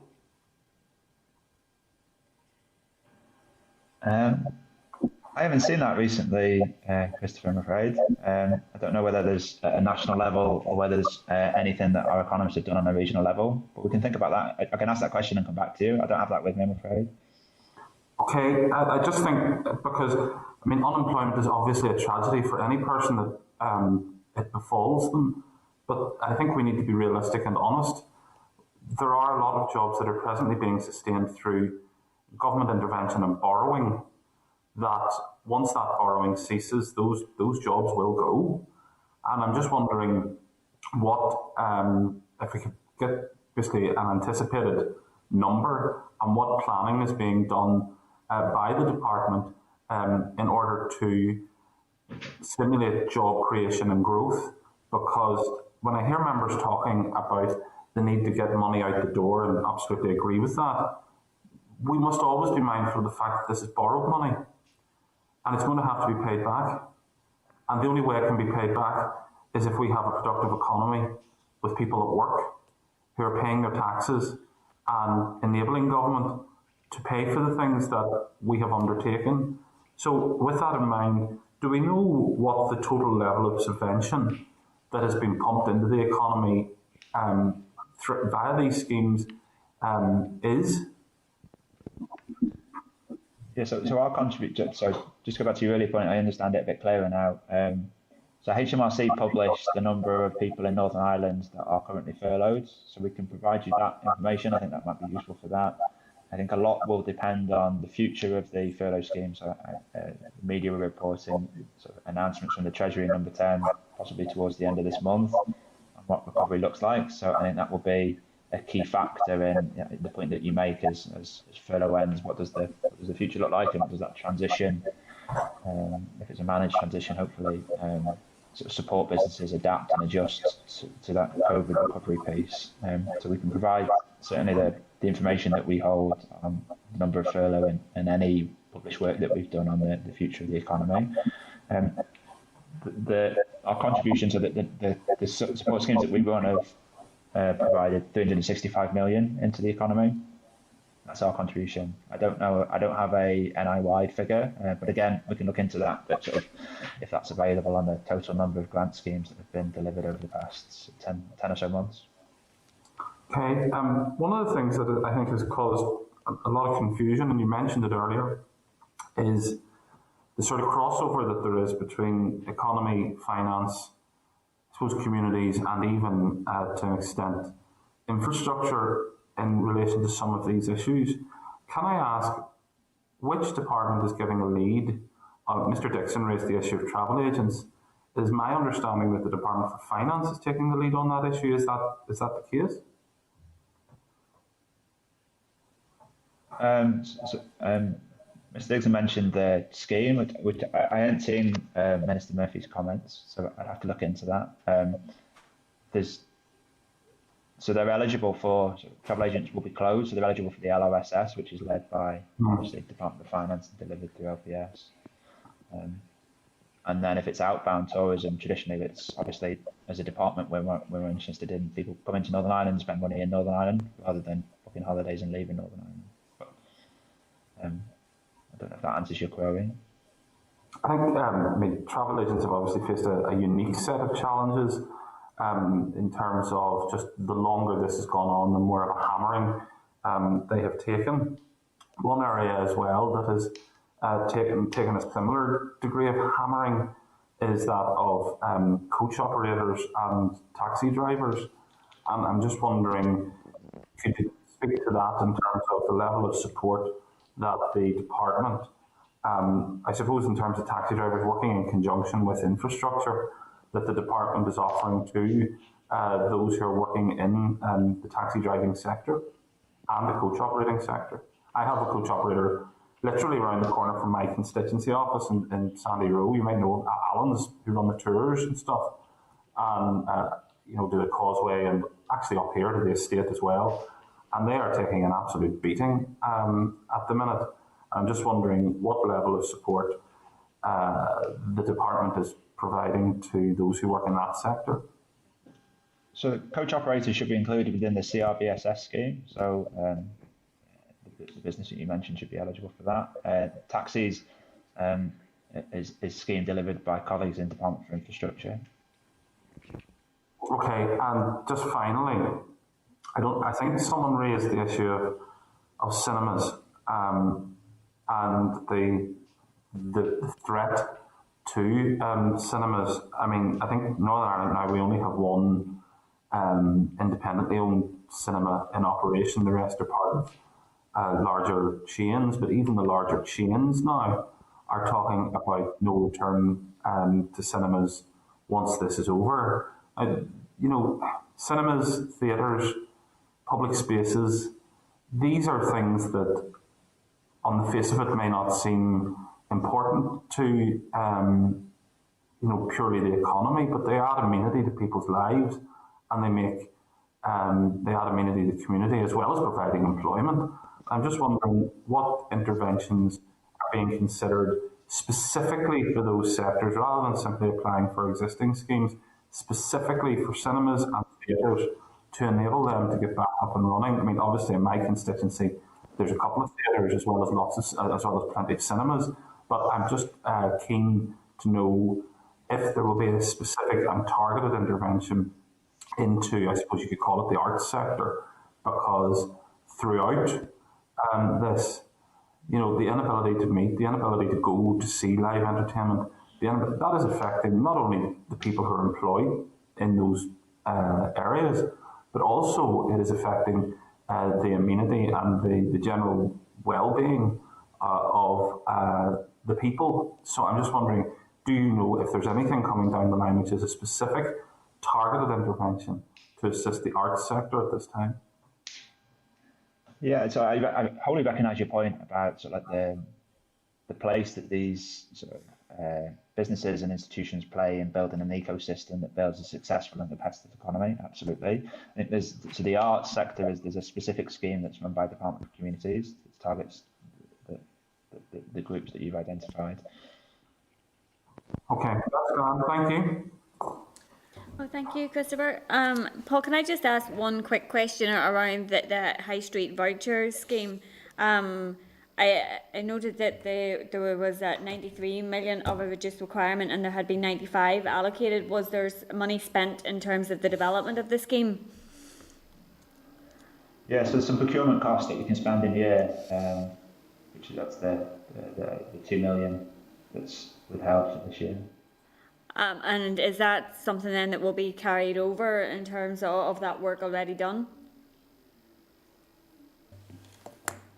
You mean that, so the 2 million we spent this year, so it will be carried over. That's the split between the 95 that was allocated, and then the reduced requirement was the 93, and then the 2 million is the procurement steps that we can take immediately to ensure that the scheme's ready when the public health advice permits and the shops are open. Yeah, no. When I said carried over, I meant that work's already done, so it doesn't need done again. Yeah, sorry. Yeah, I understand your point. Yeah, so it's so for example, it's specific procurement around how we sort of get people to register for the cards and match data to ensure that they are who they say they are can be done now. Okay, thank you. And I guess just to sum up from members' contributions, I think that if there is a takeaway message, it's to try as best as possible to meet the needs of those who have still been missed out in terms of support, and hopefully the points that have been made will be relayed back to the Minister in terms of trying to make best use of money that it remains available at the centre, and hopefully we'll see some further developments in that space. And just to reiterate the comments that other members have made, we do recognise the significant effort that has been put in to delivering schemes both by the Department of Economy and also by LPS in particular, and we do appreciate, as John has highlighted, the extra hours that officials are also having to work at this time, and we do pass on our thanks for that. Sure. Yeah, thank you very much, Chair. It's really appreciated. Thank you. Thanks. Okay. Okay. So, do we want to do a wrap up, or will we do it after? I can give you a very quick set of readouts, Chair, where a couple of individual cases we're sending direct to Paul via the DALO. Also, we are looking at getting more information on just exactly how the department puts disclaimers into the schemes in terms of if this has been paid you incorrectly, there's a system for getting it back. Also seeking an update on the work of the EAG, the Economic Advisory Group, asking about what's going to be happening post-furlough in terms of the numbers that are already on furlough, who are likely to perhaps not have a job to go to. What's going to happen there? How will that be worked? What sort of schemes might be put in place for that? And also clarifying further on what exactly is going on around travel agents. There seems to be, there's been a lot of discussion around, but we're not entirely sure what exactly has happened, so trying to get better detail on that, Chair. And anything else, when we go back, we'll pick up on anything else, but those are the ones that we've noted so far. Okay. Are members content with those? Great, yeah. Thank you. Good. Okay, thank you. Okay, so moving on then to item number 5, which is the briefing from the Health and Safety Executive. There is a clerk's memo at page 56 of your pack, and there is a briefing paper from the HSE at page 58. The committee agreed to seek the briefing from the HSE as a result of the increase in its workload due to COVID and changes following the end of the EU exit transition period. So can we please bring into the spotlight Robert Kidd, CEO of the HSE, Dr. Brian Monson, Deputy Chief Executive, Nikki Monson, Grade 6, Louis Byrne, Grade 6, and Kevin Neeson, Principal Health and Safety Inspector at the HSE. Can you all hear me okay? Yes, good morning, Chair. Robert Kidd, can you hear me okay? Hiya, Robert. If I hand over to yourself to make a bit of an opening statement, and then we'll open up to members. Okay, thank you, Chair. I'm conscious, obviously, things are running behind. I plan to speak for about 10 minutes with committee's permission. Yep, no, that's fine. If possible. Yep. So, good morning, everyone. Can I begin by thanking the Chair, the Deputy Chair, and the members of the committee for the invitation to meet with you today to update you on our work activities over the last 6 months. Can I also thank those members who have contacted us throughout the pandemic in an effort to resolve issues brought to their attention by their constituents. I'm joined today by the team that have already been introduced. Brian is responsible for Field Operations Division. Nikki is responsible for Specialist Services Division. Kevin is responsible for Services Division. And Louis is responsible for the EU-NI protocol work. So, by way of a very brief introduction, HSE-NI is a small, non-departmental public body. We have a staff complement of 108 at present. This includes an inspectorate staff of 41, which also includes 8 trainees and 4 part-time staff. In addition, we have 4 compliance officers who work in specific areas. Our responsibility for workplace safety covers areas including agriculture and food, manufacturing, utilities and docks, construction, extractive industries and the waste recycling sector, explosives used in mining and quarrying, major hazards, which are typically the coma sites, so control of major accident hazard sites, gas, transport, public sector, occupational health and hygiene, including the mental well-being at work advisory service, major investigations, support and coordination of our trainees through the training programme, EU exit for chemicals and product safety and the associated legislation in relation to both of those, our operational support team, which is call handlers and dealing with email for notifications in our complaints team. And then we have a small function covering complaints, IT, finance, premises and information management. For some time now, we've been running with vacancies in our inspectorate numbers, and this has been exacerbated recently, where we've lost experienced inspectorate staff, both through NICS promotion and retirements, etc. The very acute inspectorate staffing situation has been put under considerable strain since the start of the pandemic. To put the inspectorate resourcing in context, at times over the past 10 months, we've had as few as 28 staff who could deploy in the field. I wish to put on record that our sponsor department has always been and continues to be hugely supportive of our position, but it takes time to secure funding, recruit and train inspectors, and this can often be a process taking 3 or sometimes more years. It goes without saying that our work activity has continued to be fundamentally impacted by the COVID pandemic, and I'm not trying to claim to be special in this respect, as I cannot think of a sector which has not been forced to adapt as a direct result of the necessary restrictions coming out of the pandemic response. It is fair to say that every sector we interact with has come through a period of turmoil to restructure their workplace in order to not only continue to function, but also to keep their workforce safe. COVID has meant we have not delivered the full range of events and promotional activities as we would in a normal year. It has overtaken our operational activity, but as you will hear, this has not meant that we have totally abandoned our normal work activity.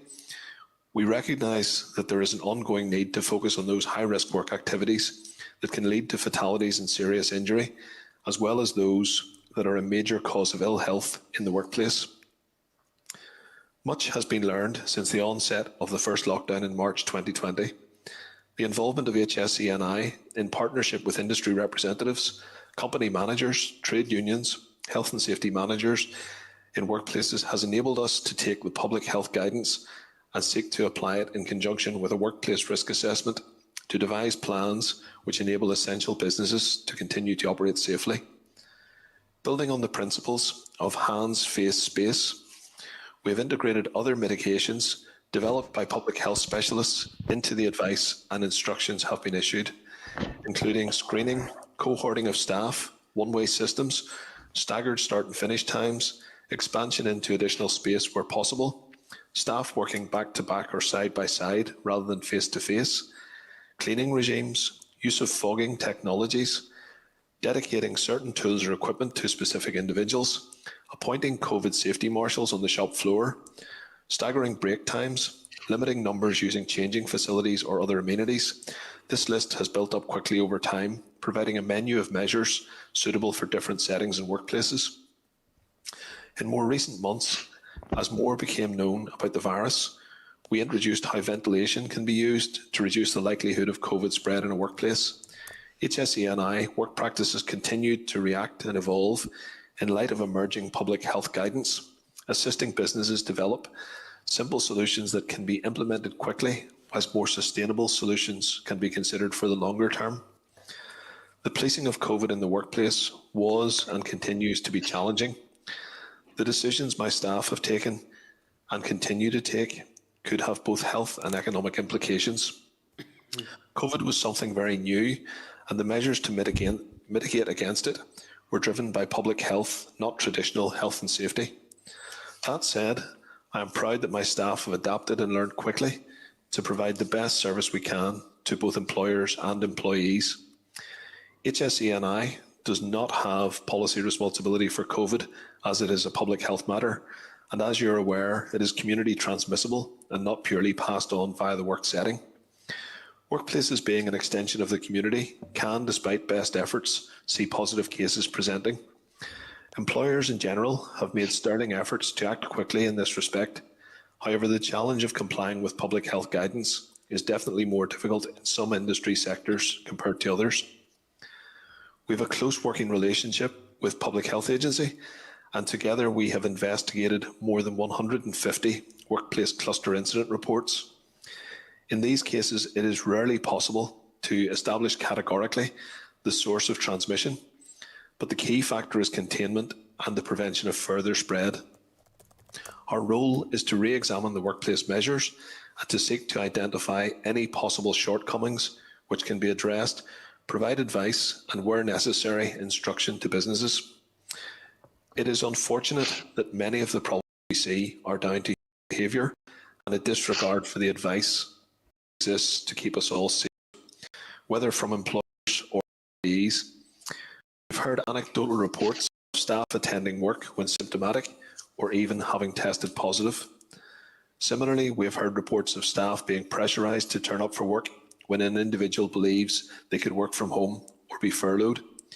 We see workers disregarding advice to socially distance or wash hands.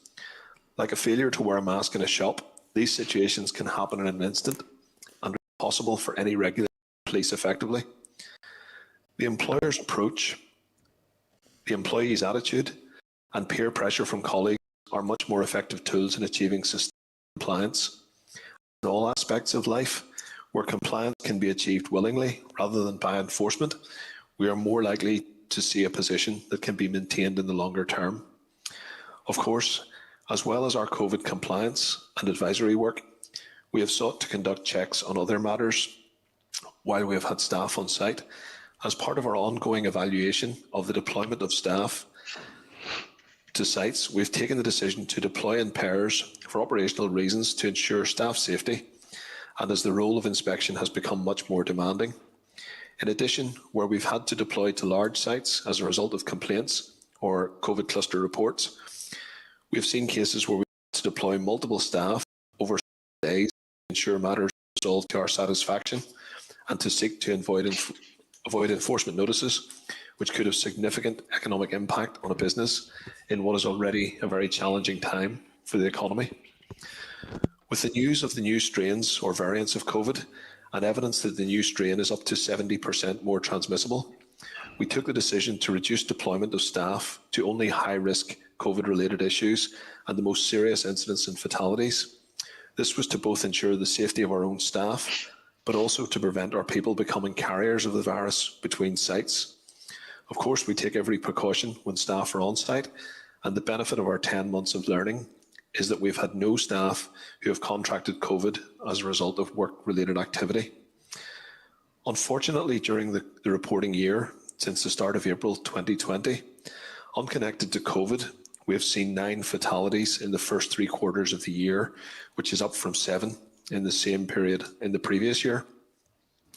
Agriculture continues to be the highest cause of workplace deaths, with 3 fatalities, and construction and manufacturing both behind with 2 each, and 1 in healthcare and 1 in electricity supply sectors. Excuse me. Working at height without adequate fall protection measures continues to be a major concern, and in agriculture and construction, the issue is around individuals seeking to save time and money and exposing themselves to risk, which can often have tragic consequences. In manufacturing and construction, the other risks are vehicle and machinery related. The need to ensure appropriate vehicle-pedestrian segregation is critically important, as often the visibility immediately around large plant is not ideal. While we investigate many fatalities and serious incidents, it goes without saying that education and mitigation of risk is infinitely preferable to dealing with the aftermath where the system has broken down, leading to a life-changing injury or worse. The human cost, the economic cost, and the social costs are hugely significant. Families left without a parent, a spouse, a sibling, a grandparent, or family members having to watch a previously active person learn to live with life-changing injuries, such as the loss of a limb or other debilitating injuries, are a sad reality. There is also the impact on colleagues struggling to go back to work, having witnessed a co-worker killed or seriously injured in the workplace. The role of HSE&I will continue to send out messages to seek to find new ways of getting to those who have thus far chosen to ignore the warnings. One of the most difficult things for me as the Chief Executive of HSE&I is to hear the background to a fatality or a major injury and know that in all probability it could have been prevented. The modern workplace can mitigate the risks and provide the necessary equipment or systems of work to ensure that the activities can be undertaken in a manner whereby risk is managed to an acceptable level. On the positive side, we have seen serious injuries reported fall from 17 to 6, which may in part be due to some businesses having been closed or operating on a reduced capacity during the pandemic period, so we must not become complacent on those figures. The number of interactions we've had with clients has risen by around 140%, going from 9,150 to 13,781 in the 9 months from April to December 2020. All complaints and incidents are initially triaged and information gathered to assess what is the most appropriate course of action. In some cases, issues can be quickly addressed by communicating with the complainant or the company involved, whilst in other cases, site visits will be required. In all, there were 1,341 complaint investigations, which resulted in 460 site visits during the period. Just over half were not upheld. That was 52%. 41% were fully or partially upheld, and the balance of 6% are still ongoing or unresolved at this time. Site visits have been reduced as a result of COVID. In areas such as agriculture, we suspended routine farm inspection to enable the agri-food team to focus on food production and food processing plants. This has been a demanding area from the start, as it was one of the key essential industries that operated throughout the pandemic, and so they were trial sites for many of the solutions which are now common across industry and retail sites. Many events have been delivered in other ways, such as video conferencing, webinars, social media, and website materials. We've continued to seek to deliver our messages on vitally important areas, such as mental health and well-being in the workplace, as this is very much an area of concern at this time. People's mental health generally is an issue that they struggle to cope with during the pressures of lockdown. Fears of job security, potential isolation for those working alone at home, fears for family members, pressures of homeschooling are just some of the many things which people have to cope with. We've also sought to continue to raise the profile of issues such as carbon monoxide poisoning, and we're working hard on an asbestos campaign. Members will also have seen our continued campaign adverts through the Farm Safety Partnership, and the messages continue to be televised and put out through other media. Falls from height continues to be a concern, and I've already touched on that as well, both in the agriculture and the construction sectors. And we've worked very closely with the Construction Industry Training Board and the Construction Employers Federation for some of the construction incident campaigns. Moving on to EU exit work, HSE&I has responsibility for chemicals, product safety, and the underpinning legislation for both of these under Annex 2 of the Northern Ireland Protocol. This is fundamentally new work coming to the organisation and will require the recruitment of a number of new staff in order to carry out the work. We are currently working to recruit 11 new staff to this area and hope to have the first of these staff in place by April-May, with a proposed operational readiness date of September. The scoping and planning of this work has been challenging, given the uncertainties that persisted throughout 2020. as some issues remain unresolved for our work in this area and we face some considerable challenges, we now have a clearer vision of where we need to go and indeed how we will get there. We are heavily reliant on ongoing and future support from UK government departments in respect of all of our protocol work. In terms of planning going forward, we had drawn up a revised operating plan, and I believe committee members will have seen this late last year. What you will see is that it highlights some of the difficult decisions we've had to take in terms of skewing resources to the most pressing of our activities, namely COVID-related pressures. The senior management team continue to keep this situation under constant review and will make adjustments to our work planning as demands allow. I believe that the communications with a wide range of partner organisations has been hugely improved as relationships have been forged upon learning together, sharing best practice, promoting what works for employer and employee, and an understanding that concerns can be voiced without fear of recrimination, or where such fears exist, there are anonymous reporting mechanisms which protect the individual employee. HSENI has been given a prominence as a result of the pandemic that we probably never had at any time before, and I believe we are not seen just as an enforcer, but also as an educator, an advisor, and a body which exists to support the economy, both from the employee and the employer's perspective. I hope that our briefing and these opening remarks have provided some insight for the committee into the efforts that we've made to address workplace challenges as a result of the pandemic. Can I thank you all for your patience? We will be happy to try and answer any of the questions that the committee would have for us. Thank you very much for that overview, Robert. It's really useful to get the background and the detail in respect of the work that has been going on over the past few months. As you've highlighted, many of us will likely have been in contact with you over that period and appreciate the responses that we have had. Just I suppose in relation to first of all the COVID work, and you will appreciate that when people are contacting us, it's very often with genuine concerns, and they are, you know, very worried about their own personal safety or that of their workmates. Just in relation to the visits that are conducted in respect of complaints, are there any unannounced visits currently being carried out where there are, I suppose, persistent or numerous contacts in relation to a particular workplace? Yes, Chair, we've had a number. In fact, most of our visits will still be carried out in an unannounced manner. So where we have information provided as by way of a complaint, we will do our investigations. I mentioned a triage process. So we'll gather the information. If it's a larger employee, typically we will have multiple complaints. So the triage system allows us to build a bit of a picture, and then the teams will typically arrive on site unannounced, which allows them to obviously see things just exactly as they are. And in some cases where inspectors have continued concerns or reservations, we have conducted further follow-up, again, unannounced visits, sometimes as close as a week or 10 days after the initial visit.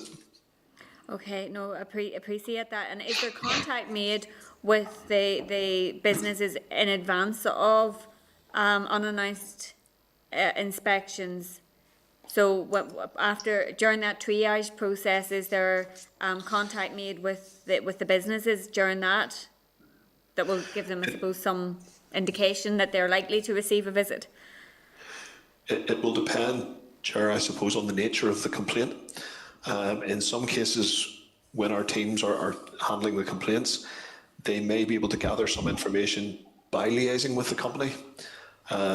So it's difficult to say just exactly, as you say, there may be an indication, but certainly in some cases, yes, part of handling the complaint will involve speaking to the company, and whether that's to management or to a health and safety manager within the company. Okay. No, I do appreciate that there are different circumstances, and in some instances an unannounced visit may be the way to go.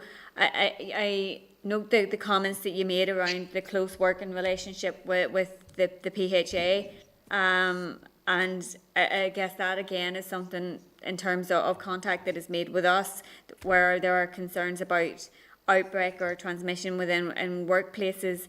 Can you maybe just talk a wee bit more about what is being done in respect of that? And I'm thinking not just the likes of factories, but also, you know, construction sites and those type of businesses where social distancing can be very difficult to actually implement because of the nature of the work. Chair, if you don't mind, I'm going to hand that one and let Brian take that as the lead. So yes, we've dealt with over 150 clusters which have been reported. Sorry, we're having a wee bit of interference. I'm not sure why. Oh, yep, that's stopped. Is that any better? Yep. Good. So we've had over 150 cluster reports which we've received from PHA and dealt with. And in each of those cases, again, there's an assessment made based on previous history with the company and the type of cluster and looking at the contact tracing.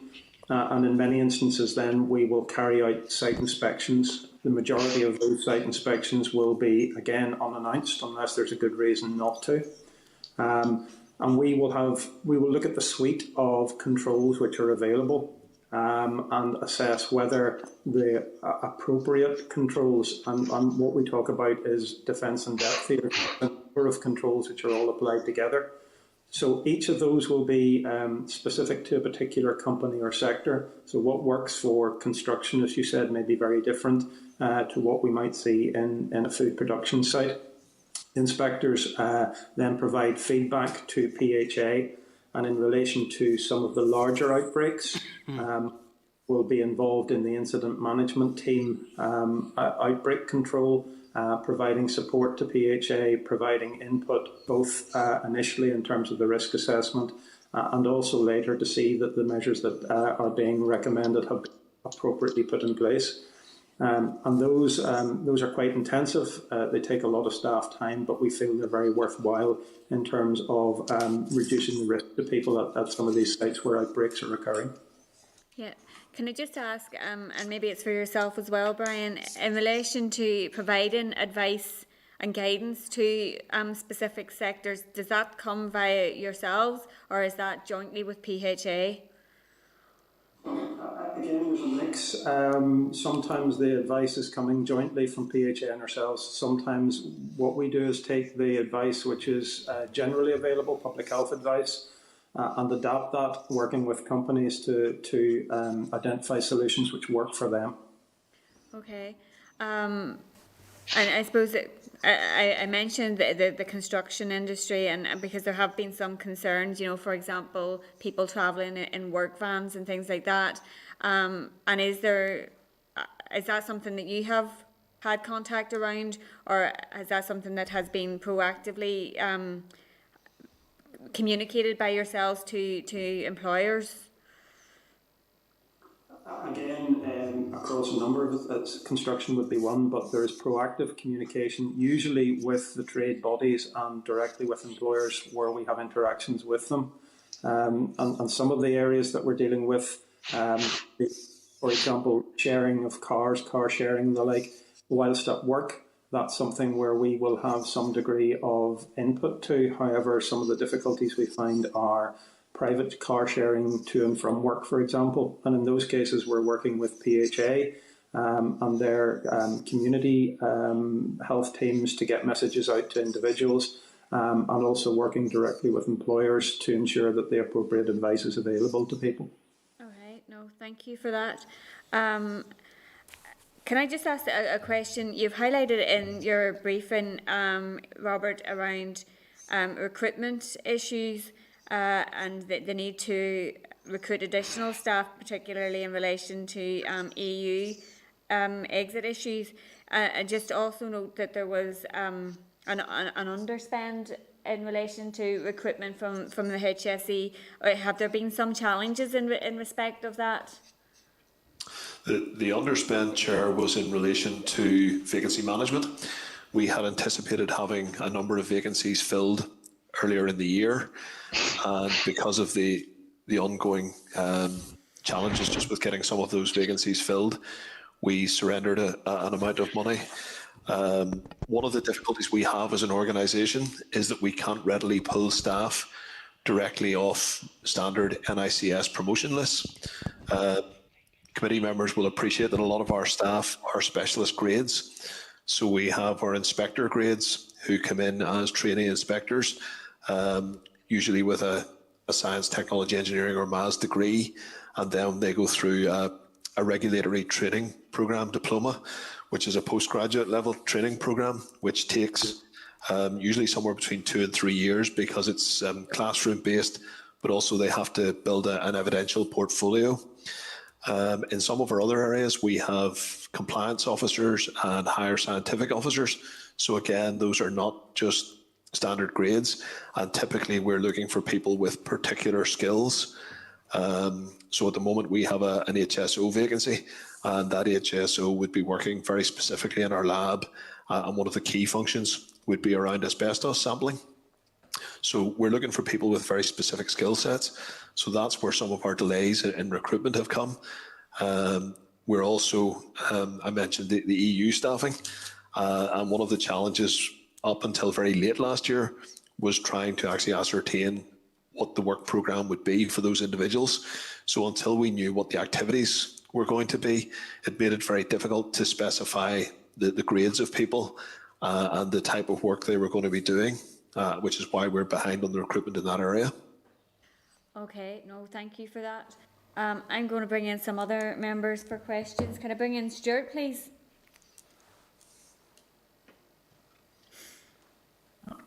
Thank you.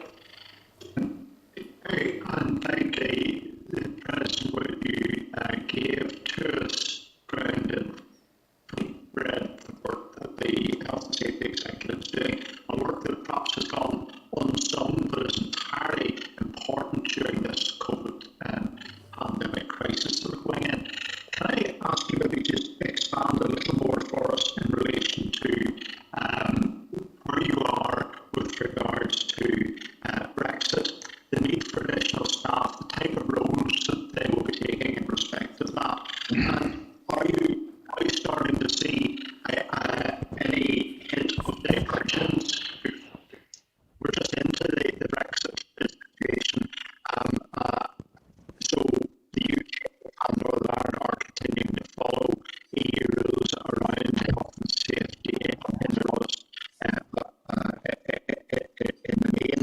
But are we now starting to see divergence, and what will that start to throw up for us? Louis, are you happy to take that one? Yep. Yes, I can take that one. Chair, I think, can you hear me okay? Yep. And yep. Okay, I think I got most of the question there.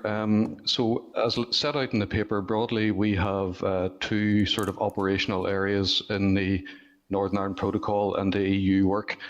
The first and probably the easiest to explain is chemicals. And the second is product safety, and mainly products that are going to be used in the workplace. There's all the product directives, and two of the chemical ones have market surveillance work, so that's what we will be doing. Specifically in relation to divergence, we have not seen a divergence yet, but divergence could come, and that would be divergence obviously between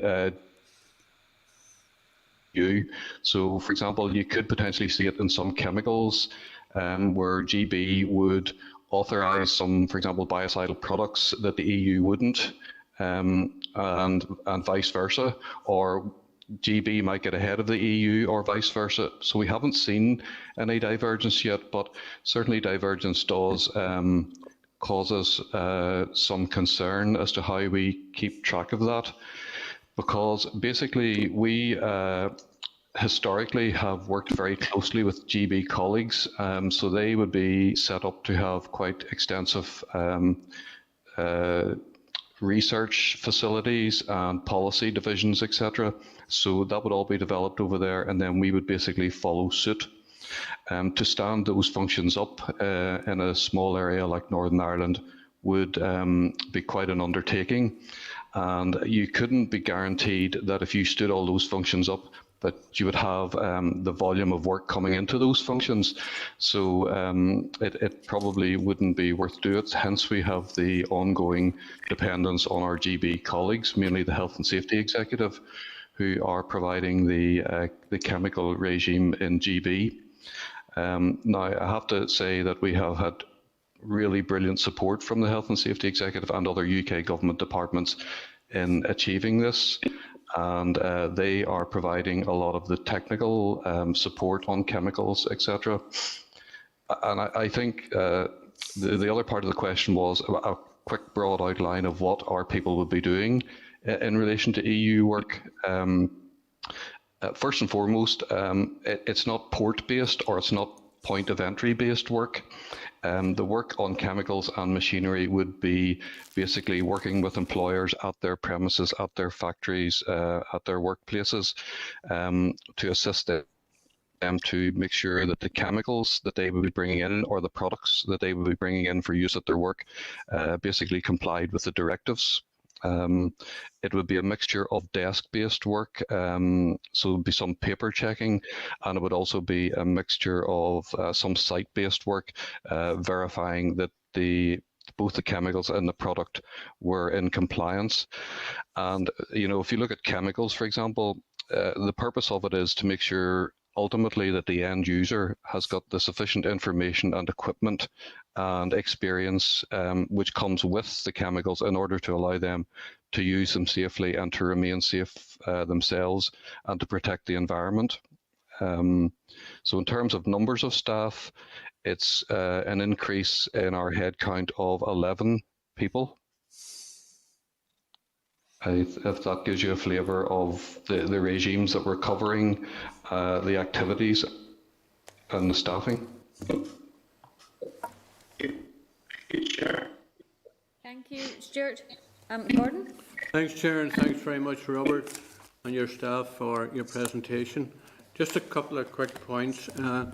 We do recognise the work you've done with COVID, and certainly in the Northtown area you got involved with a number of factories and call centres where we had issues. Initially, I suppose it's a year ago now, time does fly, but there was a number of issues there. Are you still working with the local councils on issues like that in relation to the management of COVID and making sure the workplace is compliant? The other points I'll go through quickly. What about your role in relation to the high street, the supermarkets we hear a lot about?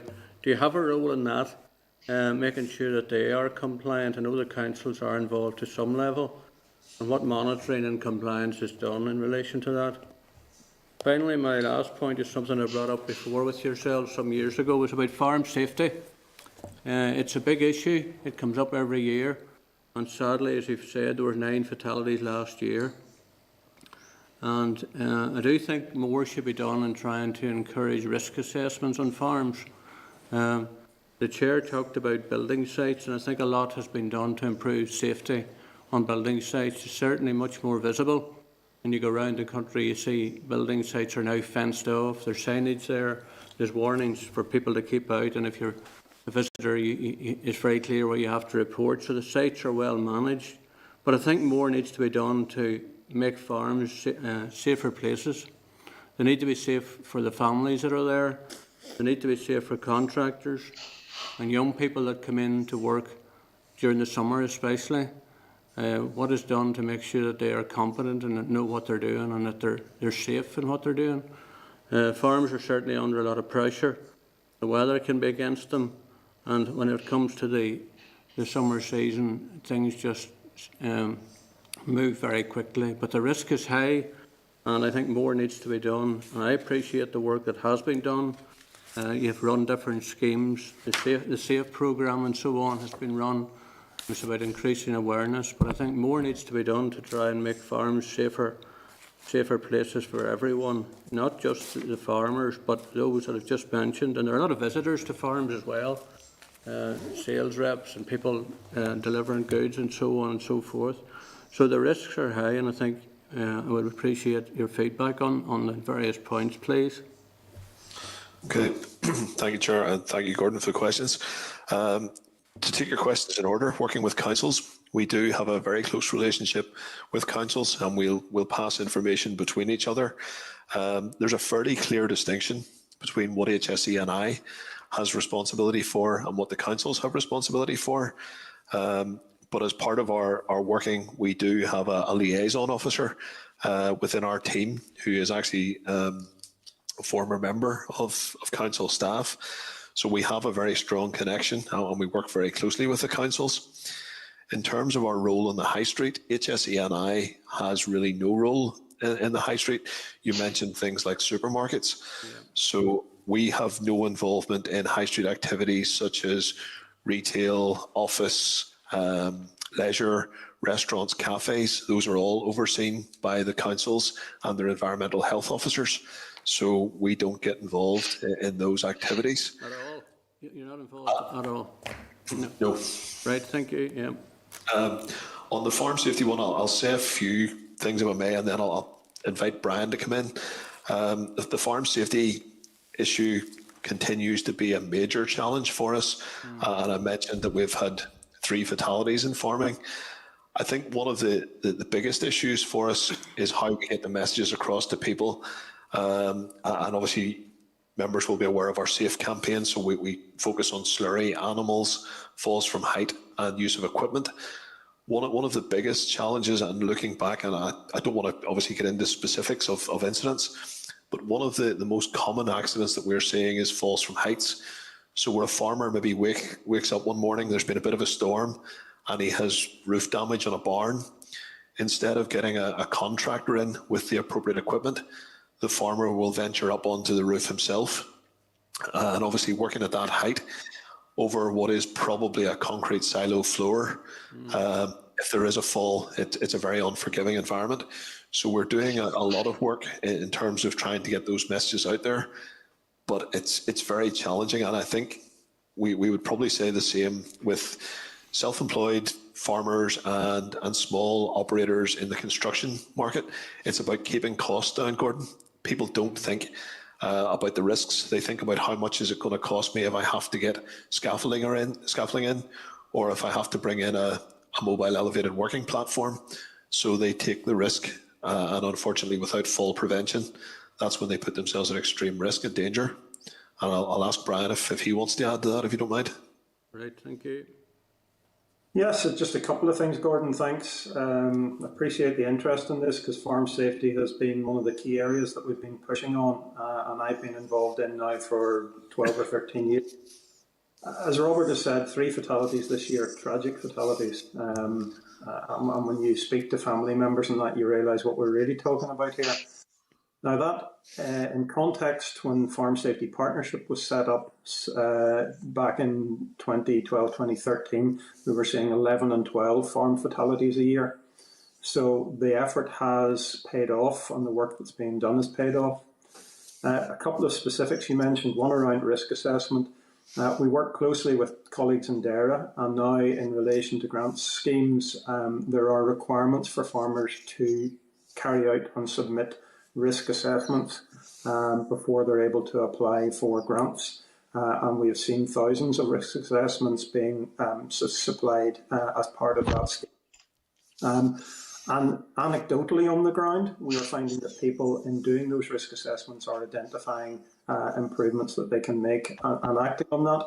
And that goes along with research that we've done around the SAFE campaign, the TV and radio adverts, and the newest campaign, which has started to roll out now, which is around safety essentials and is targeting the absolute basics. So that work will continue. In relation to young people, it's been a very challenging time with COVID. Normally, we would have had links with over 100 primary schools on a rotational basis. So every year we would visit 100 or so primary schools and get a farm safety message. We would also run a colouring in competition with schools and the like, primarily about educating primary school children and also working with young farmers. That's been difficult this year, so we moved to an online colouring competition, which was very, very well received, and we got a lot of entries from it. From that competition, the winning entries were turned into a calendar with key safety messages, and that calendar has been distributed to 42,000 rural families to continue to keep the message front and centre that farm safety is important, whether you are a 2 or 3 year old or whether you're a 90-year-old.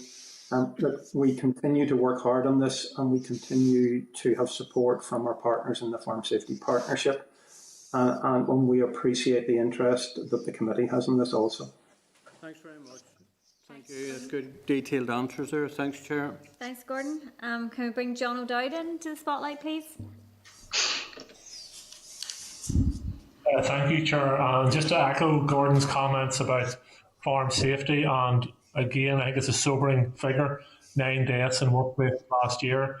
In the middle of COVID and what's going on, it's worth remembering that workplaces can be very dangerous places for other reasons as well. So it's a very, very sobering figure. That I want to thank you as an organisation for your work thus far, and in particular, I found you very responsive to inquiries and complaints I have made to you on behalf of workers in different places. You have always responded, and at times in a quite detailed response to me. So I want to thank you for that. And you treasure that, because sometimes I also have to criticise, but on this occasion I certainly didn't. I want to just touch on the Southern Trust health area has the highest rate of COVID infection in the north, and ABC Council from day to day can be at the top of that list in terms of COVID infections. I attended a Southern Trust public meeting last week, and one of the issues that was raised was that there is a high rate of infection among the Black, Asian, minority ethnic community, and that's not to blame that community for that infection rate. I don't want anybody to suggest that's the case. The reality is that when you look at many of their working conditions and their living conditions and the communication barriers to them, it presents certain difficulties for sections of that community. And in terms of workplaces then, many of the food processing plants that would exist in that area have a high percentage of minority ethnic communities in them. And I know I raised one plant with you last Friday, and in fairness, you came back to me quite quickly on it and offered me also a contact for over the weekend if there was any other areas of concern for it. So again, well done. But is there any specific work you're doing in relation to protecting the minority ethnic community in workplaces? John, firstly, thank you for your kind remarks. And certainly I can only praise the team for the work that they've done, because the number of queries that they've handled, and not just from elected representatives, but from employees. And obviously when people raise concerns, they want to hear back as quickly as possible, because those are very genuine concerns. And people do fear for their health and for the health of their families. And we try to take all of those and deal with them as quickly as possible. In relation to the Black and ethnic minority communities, I've actually been involved myself. Just at the end of last week, I was in discussions with the Department of Finance and with Executive Office colleagues, and they're looking at some issues around targeting very specific issues. And one of the things that was mentioned was communication issues. So where somebody may not have English as their first language, how we can get those messages across and ensure that those people actually have an understanding of what they need to do to keep themselves safe.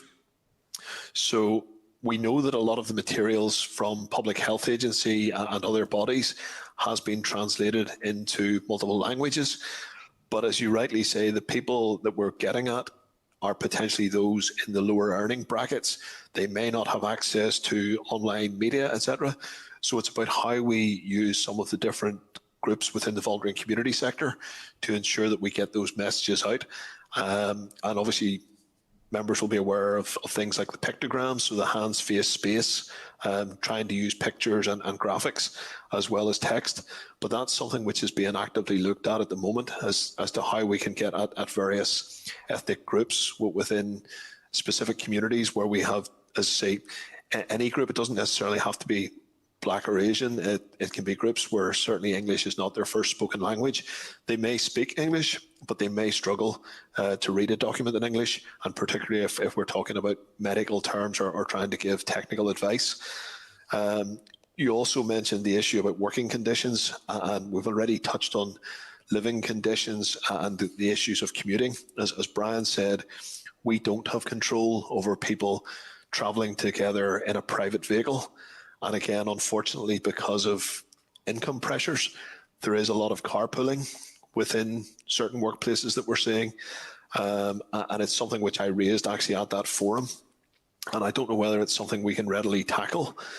I know, for example, of a couple of companies who previously would have ran minibuses because they collected their own staff because of shift working times, etc. And obviously the minibuses had to be taken off the road because of COVID. So it's a very challenging issue and one which we are aware of. But in terms of how we address it, I'm not quite so sure. We're trying to get the messages out there. We're trying to explain about how people should travel, obviously keeping cars ventilated, etc. It's not an easy time of the year to drive to work with your windows down, but keeping people ventilated and wearing face coverings, again, at all times if they are travelling together in vehicles. Similarly, people living in houses of multiple occupancy. We've seen situations or heard of situations where people are living in fairly cramped conditions, probably what we would term as overcrowding of a property. So people are sharing the living space, the cooking space, the bathrooms, and all of those things can lead to community transmission as much as workplace transmission. Can I just ask a related point? You mentioned it in your opening remarks. If an employee is told by their employer to turn up to work even though they're showing symptoms of COVID-19, where is the responsibility lie there, or who is the authority to which that should be reported to? We are referring those people to the Labour Relations Agency because, again, until they're actually in the workplace, and for our inspectors, it's very difficult to make that decision. We don't have the VARES to decide whether someone should or should not be in the workplace. So if someone feels that they're being put under undue pressure to present to the workplace, it becomes an employment rights or a labour relations issue, and they should report it to them. If there was a trend identified within a workplace, could you then intervene in the sense that it is a health and safety issue? Sorry, I'll just pass over. Brian's indicating their job. If part of any company's controls in terms of COVID must be about ensuring that where possible, COVID's not brought into the workplace. So for all of the sites that the inspectors visit, they will look to see that the company has a procedure which identifies that staff should not be attending work if they either have a positive COVID test or they have COVID-like symptoms until they've had a test. They must not attend work if they have been identified as a close contact, and that's part of their risk control. So in those circumstances, if we find that there's evidence that those controls are either not in place or not being implemented, then the company will be instructed to address that issue and change that issue immediately. And again, if they fail to do that repeatedly, then we would consider enforcement notices. We haven't been in that situation yet. Okay, thank you. Thanks, John. Sinead, can we bring Sinead into the spotlight, please? Thank you very much for your presentation, and it was very detailed. I was just wondering, you talked quite a bit about the collaboration that you've had with PHA and also with the councils and the advisory role that you've had, and obviously your service provision has expanded significantly because of the pandemic. But have you seen a greater increase in businesses actually being proactive and contacting you as a body to go into their workplace and give them advice and guidance on how that they could do their business better and protect their employees? Do you want to take that one, Brian? Yep. So the number of advisory calls that we get has increased over the period. The majority of those have been relatively simple and straightforward. So staff have been able to provide advice by telephone. We developed template risk assessments to help businesses identify both the risks and potential mitigations that they can put in place. And we have run a number, along with partner organisations such as the Northern Ireland Safety Group, with some local chambers of commerce and the like. We have run webinars dealing specifically with COVID issues and COVID control measures that can be put in place. So yes, we have. The amount of advisory work that we're doing has increased, and that's been critical, because I think it's only fair to say, there are rogue employers out there, but the vast majority of employers want to do the right thing. They want their staff to be safe. They want the business to be able to operate safely and efficiently, and not end up having people either ill or the business closed down as a result of an outbreak. So yes. Thank you, Brian, for that. And also, can I add my congratulations to the HSE as well. I've been very impressed with their responses to some of the issues that I have raised within my office, particularly in relation to meat plants. And they've been very quick, responsive, and I regard what they did they did it with due care and diligence. So thank you to your team. Thank you, Sinead. Robert and everybody else, thank you very much for taking the time to be with us this morning. It has been really useful, and I'm sure we'll be wanting to be in touch with you again quite soon in relation to COVID and also Brexit issues as that continues to unfold. So thanks again for your time. Thank you, Chair. Thank you all. Thank you. Okay, members. Okay, is there anything we need to follow? I'll go back and just see if we can get a rolling check on the recruitment of the staff and them getting into post, and whether there's any further need. I can recall, Chair, a while back, there was a bid in for staff, but it does look like the staffing that was asked for has been allocated. It's just as was being clarified there, they're all specialist posts, so the training and the recruitment's just a bit more difficult. Okay. We'll follow up on that. Okay, thank you, Peter. Okay, so we're moving on then to item number 6, which is matters arising. At page 77 of your pack, there is a response from the Minister regarding applying for COVID restriction business support schemes. Sorry, I can just ask members to mute their devices when they're not speaking again. Thank you. So the response has indicated that Invest NI officials have not received any feedback to indicate that applicants are unclear as to the purpose of the accountant's letter, or that they're unclear that the letters are optional. I might disagree with that. In addition, officials are also unaware of any feedback or evidence to suggest that the optional accountant's letters are acting as a barrier to applications. I know that I have made Invest aware that it wasn't entirely clear that the letters were optional, so I'm sure other members have as well. Unless any members have other comments to make, that's to note. Great. Thank you. Page 78 then, there's a departmental response regarding a query from the Finance Committee on the COVID-19 business support schemes operated by DFE. So the response includes an outline of all the schemes, followed by a table giving an overview of the schemes. So again, it's to note, and we've already had some discussion in relation to that. Great. Page 85, then there's a departmental response regarding COVID support schemes. At our meeting on the 13th of January, members received an oral briefing on January monitoring, and agreed to ask the department for a number of requests in relation to the COVID support schemes. So again, it's to note unless there's any comments. Okay. Great, yeah. Page 90 then, there's a Hansard of a briefing to the Infrastructure Committee from the Retail Consortium, Logistics UK and the Road Haulage Association concerning issues facing the freight and haulage sector due to the end of the transition period and the outworkings of the TCA and where it interacts with the protocol. So it has been provided for members' information and is to note at this stage, and I'm sure we'll be bringing it back for further consideration. Yeah, I think, Chair, it would be good if we had a bit of a discussion on it maybe, and one or two representatives to come and talk to us about it. Chair, I know representatives have been in front of both the ERA and infrastructure committees, and their groups we're in regular contact with, so we'll sort that out. Okay, thank you. And thank you. So moving on then to page 114, there's correspondence from the ERA committee regarding CAFRE students. So we had written to DERA seeking an update on the impact of COVID-19 on student mental health, welfare and wellbeing at the college.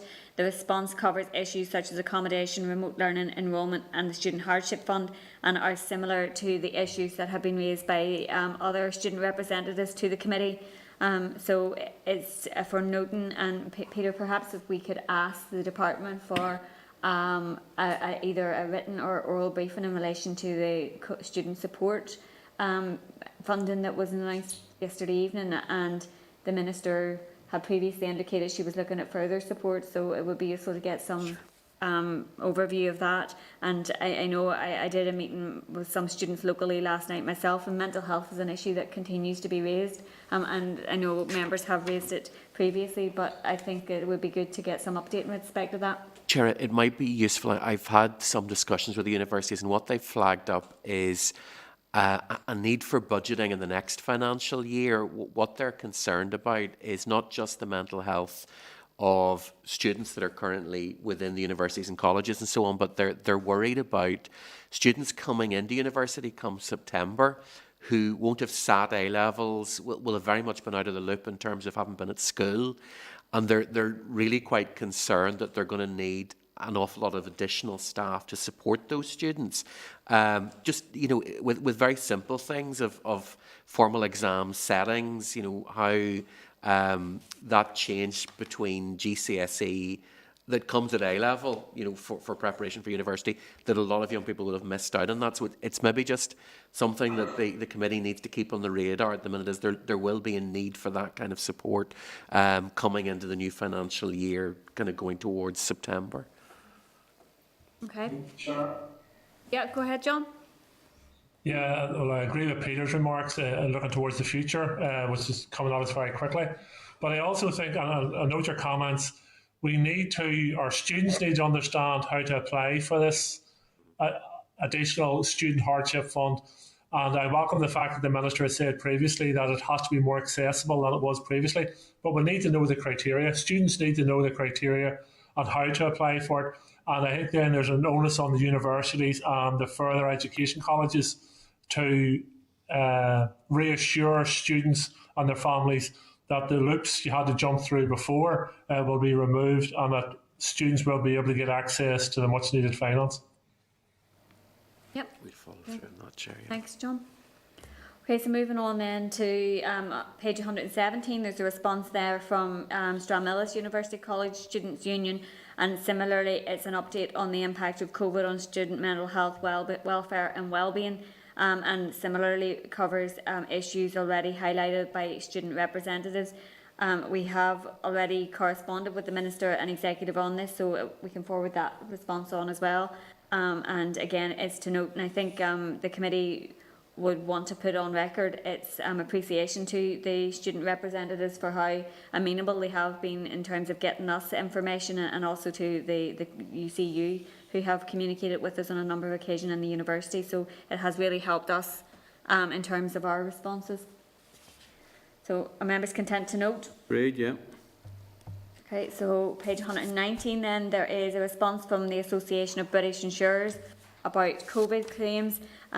Members will be aware of the FCA's court action in respect of business interruption in insurance, and this response from ABI indicates that insurers have already started to settle some of the valid claims, and insurers will be working through cases affected by the Supreme Court judgment as a priority.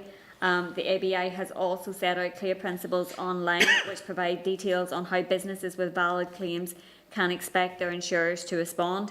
So Peter has, on behalf of the committee, been engaging with stakeholders to seek their feedback on their experiences in respect of this. So it's to note for now, and we will bring back those responses in due course. Okay. Good, right, thank you. Then at page 7 of your table papers, there's a departmental response regarding issues raised by University and College Union. The Department's response highlights that the Norse universities are autonomous institutions and are responsible for ensuring compliance with all public health guidance in relation to the current COVID-19 pandemic, including the determination of employee working arrangements. The Queen's believes that in order to meet basic student needs, limited staff are required on site, but they have introduced mitigations such as rotas.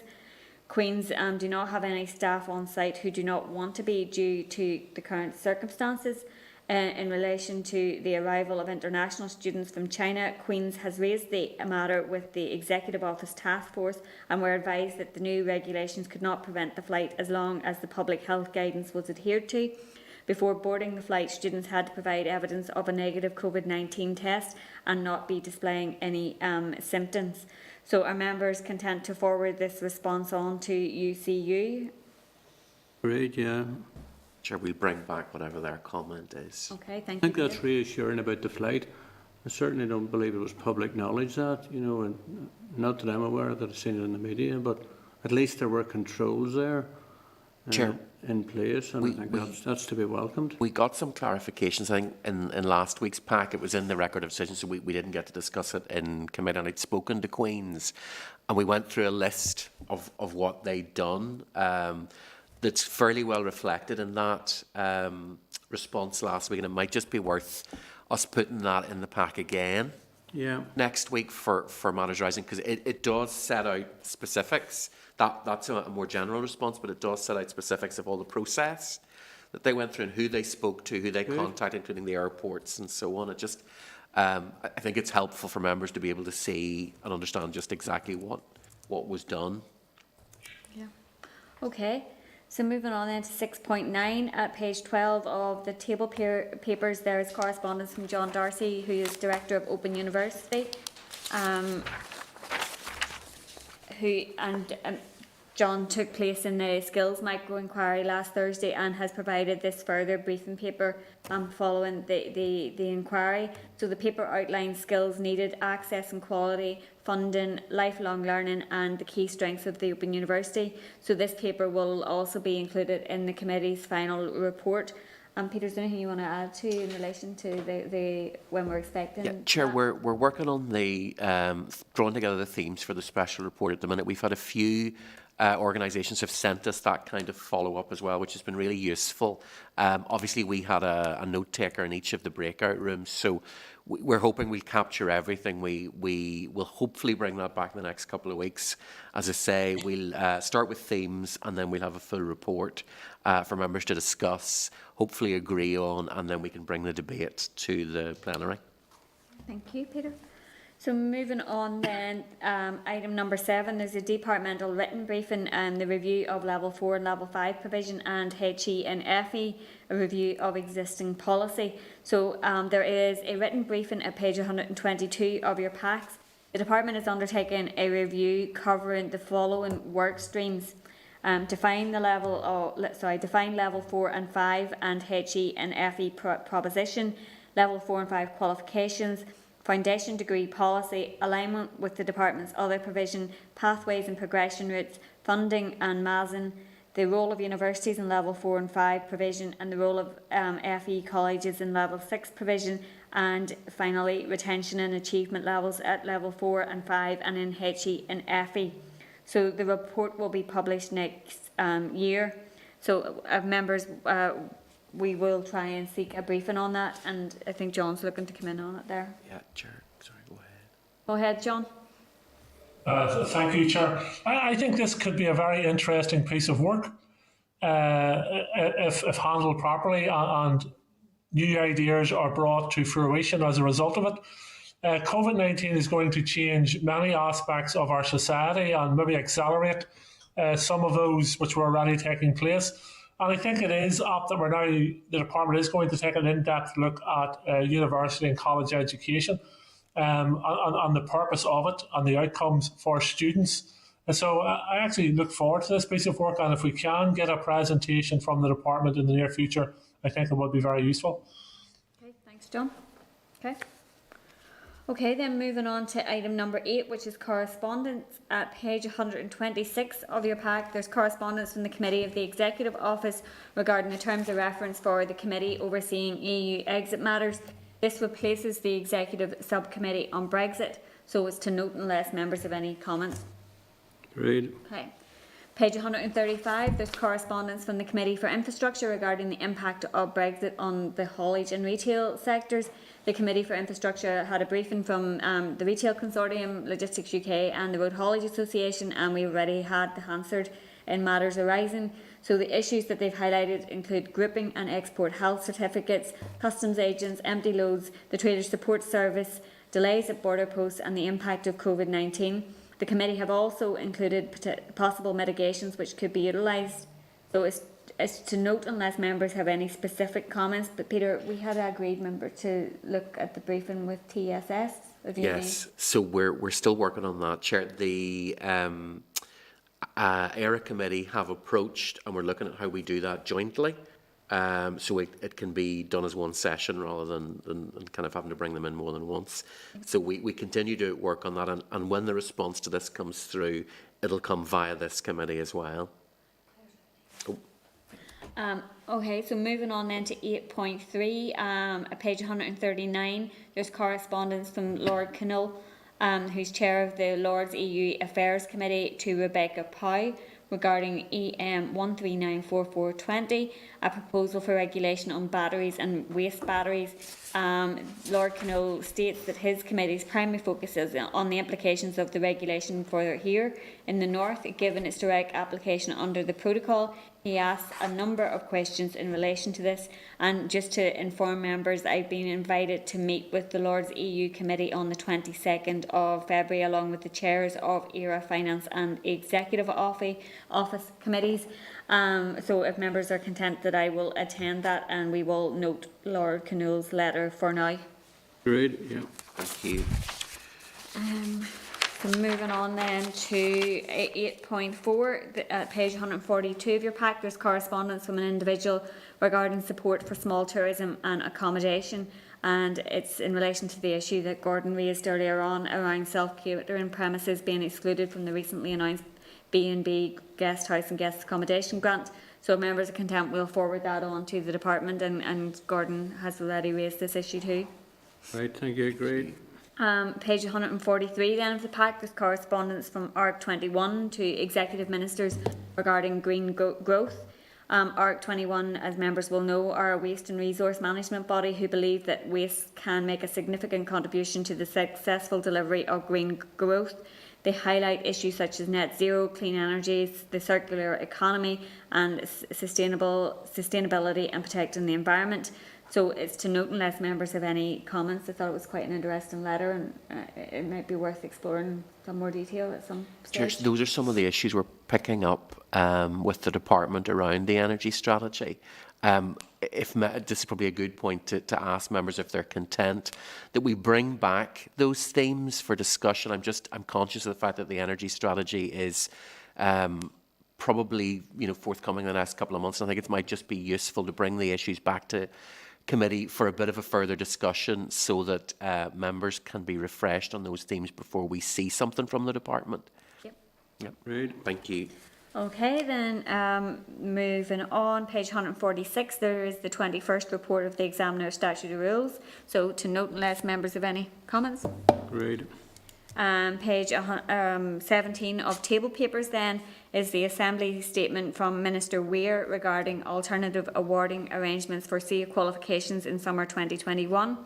There will be a 5-stage process for awarding GCSEs, AS and A-levels this year, and members will likely have heard this statement earlier this week, but the 5 stages will be training, support and guidance provided by CA, provision of assessment resources and evidence gathering process, determining grades and internal moderation of those grades, external review of evidence, and then the distribution of grades and post-award review.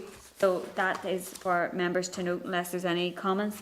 Peter, it might be worth communicating with universities at some stage in relation to how they view this process and how they will be responding in terms of making offers and that process. What process? Yep, Chair, we follow up on that. At page 45 then of table papers, there's correspondence from CBI containing its COVID emergency working group notes from its meeting held on the 27th of January. So that's to note unless any members have any comments. Agreed. Page 50 then of table papers, there is correspondence from Rani regarding an addendum to the 2020 consultation response. Rani submitted a comprehensive response to the Department's consultation on the non-domestic RHI scheme.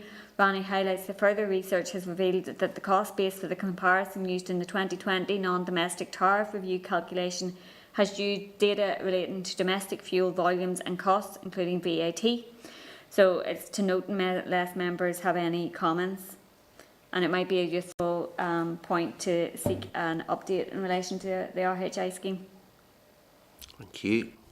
Okay, moving on then, page 76 of table paper is the ISNI Assembly Committee report. So again, that's to note unless members have any comments. Agreed. Okay. Any other business? Claire has just indicated. So Claire, do you want to come in? Yes, thank you, Chair. Chair, earlier this week, members will note that Ulster University made the decision to move health sciences to Magee. I just want to say that I have no difficulty with the growth of Magee, and indeed it will be good for the Northwest and for Derry. But I think naturally, as a MLA for East London Derry, where we have the Korean campus of Ulster University, I am concerned that the previous Vice-Chancellor had promised places at Korean in respect of health sciences, and I'm just concerned that we are diminishing Korean in itself. And I think it might be worth it if the committee was in agreement to seek the Ulster's continued commitment for Korean, and how he intends, what are the Vice Chancellor's plans in respect of Korean, and indeed the wider Ulster University campuses across Northern Ireland. For me, this isn't the old Korean Magee argument. I reject that entirely, but it is a concern that Korean, its infrastructure, its tourism, and all of that has been built up around the fact that we have a university in Korean, and I think it's important that we ensure moving forward, in order to protect wider aspects of the North Coast, that we seek assurances from the university that they are committed to Korean, and indeed Magee and every other campus across Northern Ireland. Sorry, go ahead, Stuart. Yeah, thanks, Chair. Just to echo in part at least what Claire was alluding to, we did have a meeting with the Vice Chancellor at UU to discuss this, because part of that move is also courses from the Georgetown campus, which is, I guess, in a different situation because the university needs to set out what the future plans is. So some of those health courses are moving to the Belfast campus as well. So perhaps this is the time for us to get a chancellor to come and do a talk with this off-campus resource. John O'Dowd is looking in there as well. Thank you, Chair. I'm happy to engage with Ulster University on that basis, that we're looking at how we develop further higher education across the North in a fair and equitable fashion, which wasn't always the case in the past, because universities are not only places of learning, but as Claire has pointed out, they're also economic drivers as well. So if we can, as I say, happy to engage with Ulster University on the basis that we're looking at how we expand a fair and equitable distribution of university places across the North. Yep, no, I'm content with that approach, and Peter's going to organise that communication, and obviously from a constituency perspective as well, it's something I have engaged with the university around, and know that there has been commitment given to the multi-campus approach, but I do share your points there, John, as well in respect of that. So Peter, if you can get that organised. Claire, did you want to raise some other issue as well? Yeah, Chair, if you don't mind. I would say every MLA is getting correspondence in relation to the issues around the Northern Ireland Protocol and the East-West arrangements. I suppose given that a lot of that's coming from local businesses and their concerns in getting supplies from GB, is there an opportunity to speak with either the department or even write to the First Minister and Deputy First Minister to see if they are advocating to try and, I suppose, get rid of these issues and see if there's a way forward in helping businesses here in Northern Ireland, get the supplies that they have been used to. I suppose the difficulty is that ultimately it's a UK Gov issue. However, I do think there is strength, certainly if it was coming from the Northern Ireland Executive, whether it's the First and Deputy First Minister or indeed the Economy Minister, that they advocate around trying to mitigate against the concerns that are being raised with me and I'm sure other MLAs. Okay, and I think Sinead's looking in there as well. Go ahead, Sinead. Sorry, I'm happy to come in on both issues raised by Claire, but it would be remiss of me, since I raise McGee very regularly at the committee, not to say that we welcomed the news this week of the placement of the Allied Health Sciences to McGee, and it will really support our ambition within the city deal, and it connects very, very well with the medical school. And I appreciate Claire raising that it's not an either or, and certainly I would embrace a discussion around higher education and on how we deliver higher education here in Northern Ireland. We have real issues with the MAS and CAP, and there is a commitment in the New Decade New Deal to have 10,000 students at the McGee campus, and that requires a discussion about how we deliver higher education throughout Northern Ireland. So I definitely welcome that discussion, and I can feel Claire's pain. We have been working on this very loudly, campaigning for 53 years, and we've made a small step, but we're still one of the smallest campuses in the whole of the island of Ireland. So whilst we've made a small step this week, we have larger steps to make in the greater scheme of things in the next few years, and we will keep up the momentum. But certainly happy to discuss higher education, because the executive is committed to 10,000 students in McGee. So I need to see a plan how they're going to do that very, very, very soon. Yeah. So go ahead, Stuart.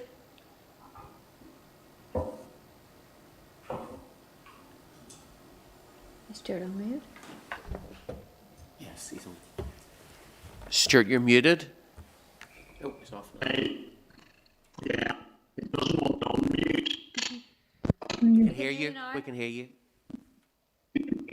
Okay, thank you, Chair. It was in relation to Claire's second piece, and it'd be very welcome that we, both Minister and alright to the OFM DFM with regards to where we are in relation to East-West trade. But a lot of the items are on the original list are now starting to be ticked off the list, which is good. Perhaps it would be helpful if we, for example, we saw this week groupage is now be resolved, and it might be useful if we got a checklist just to see what remains to be done to improve that. I think there are some encouraging signs that improvement is starting to take place.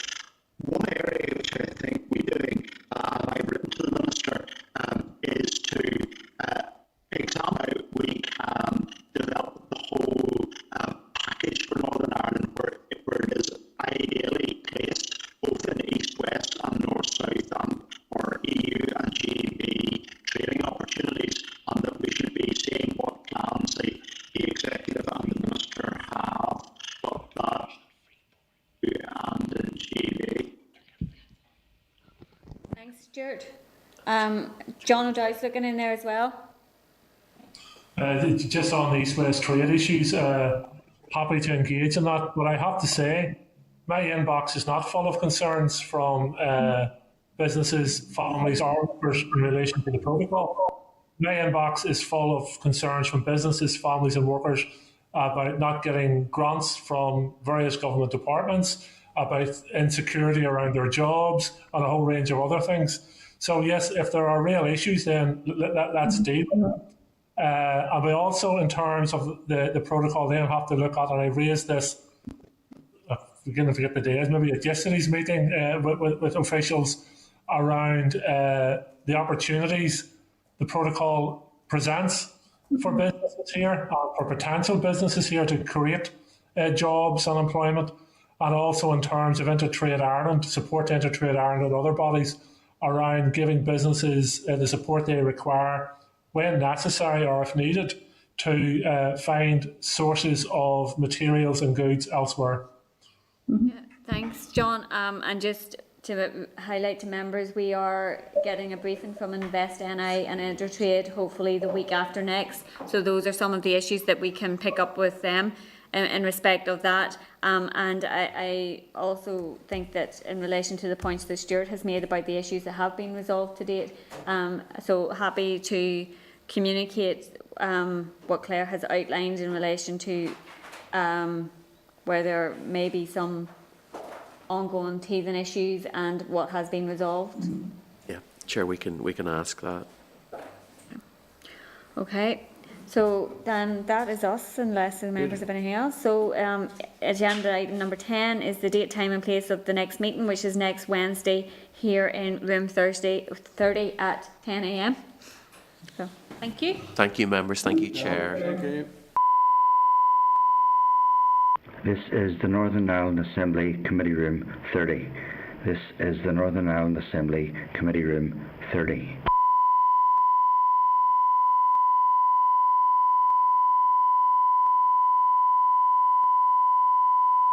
This is the Northern Ireland Assembly Committee Room 30.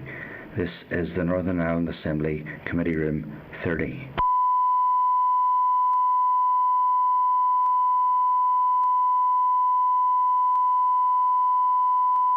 This is the Northern Ireland Assembly Committee Room 30. This is the Northern Ireland Assembly Committee Room 30.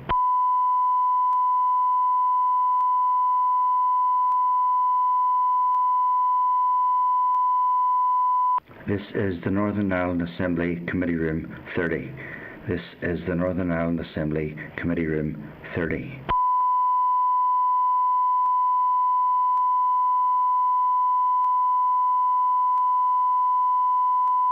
This is the Northern Ireland Assembly Committee Room 30.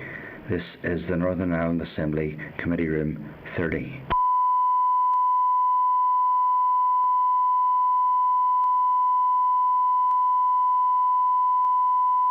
This is the Northern Ireland Assembly Committee Room 30. This is the Northern Ireland Assembly Committee Room 30.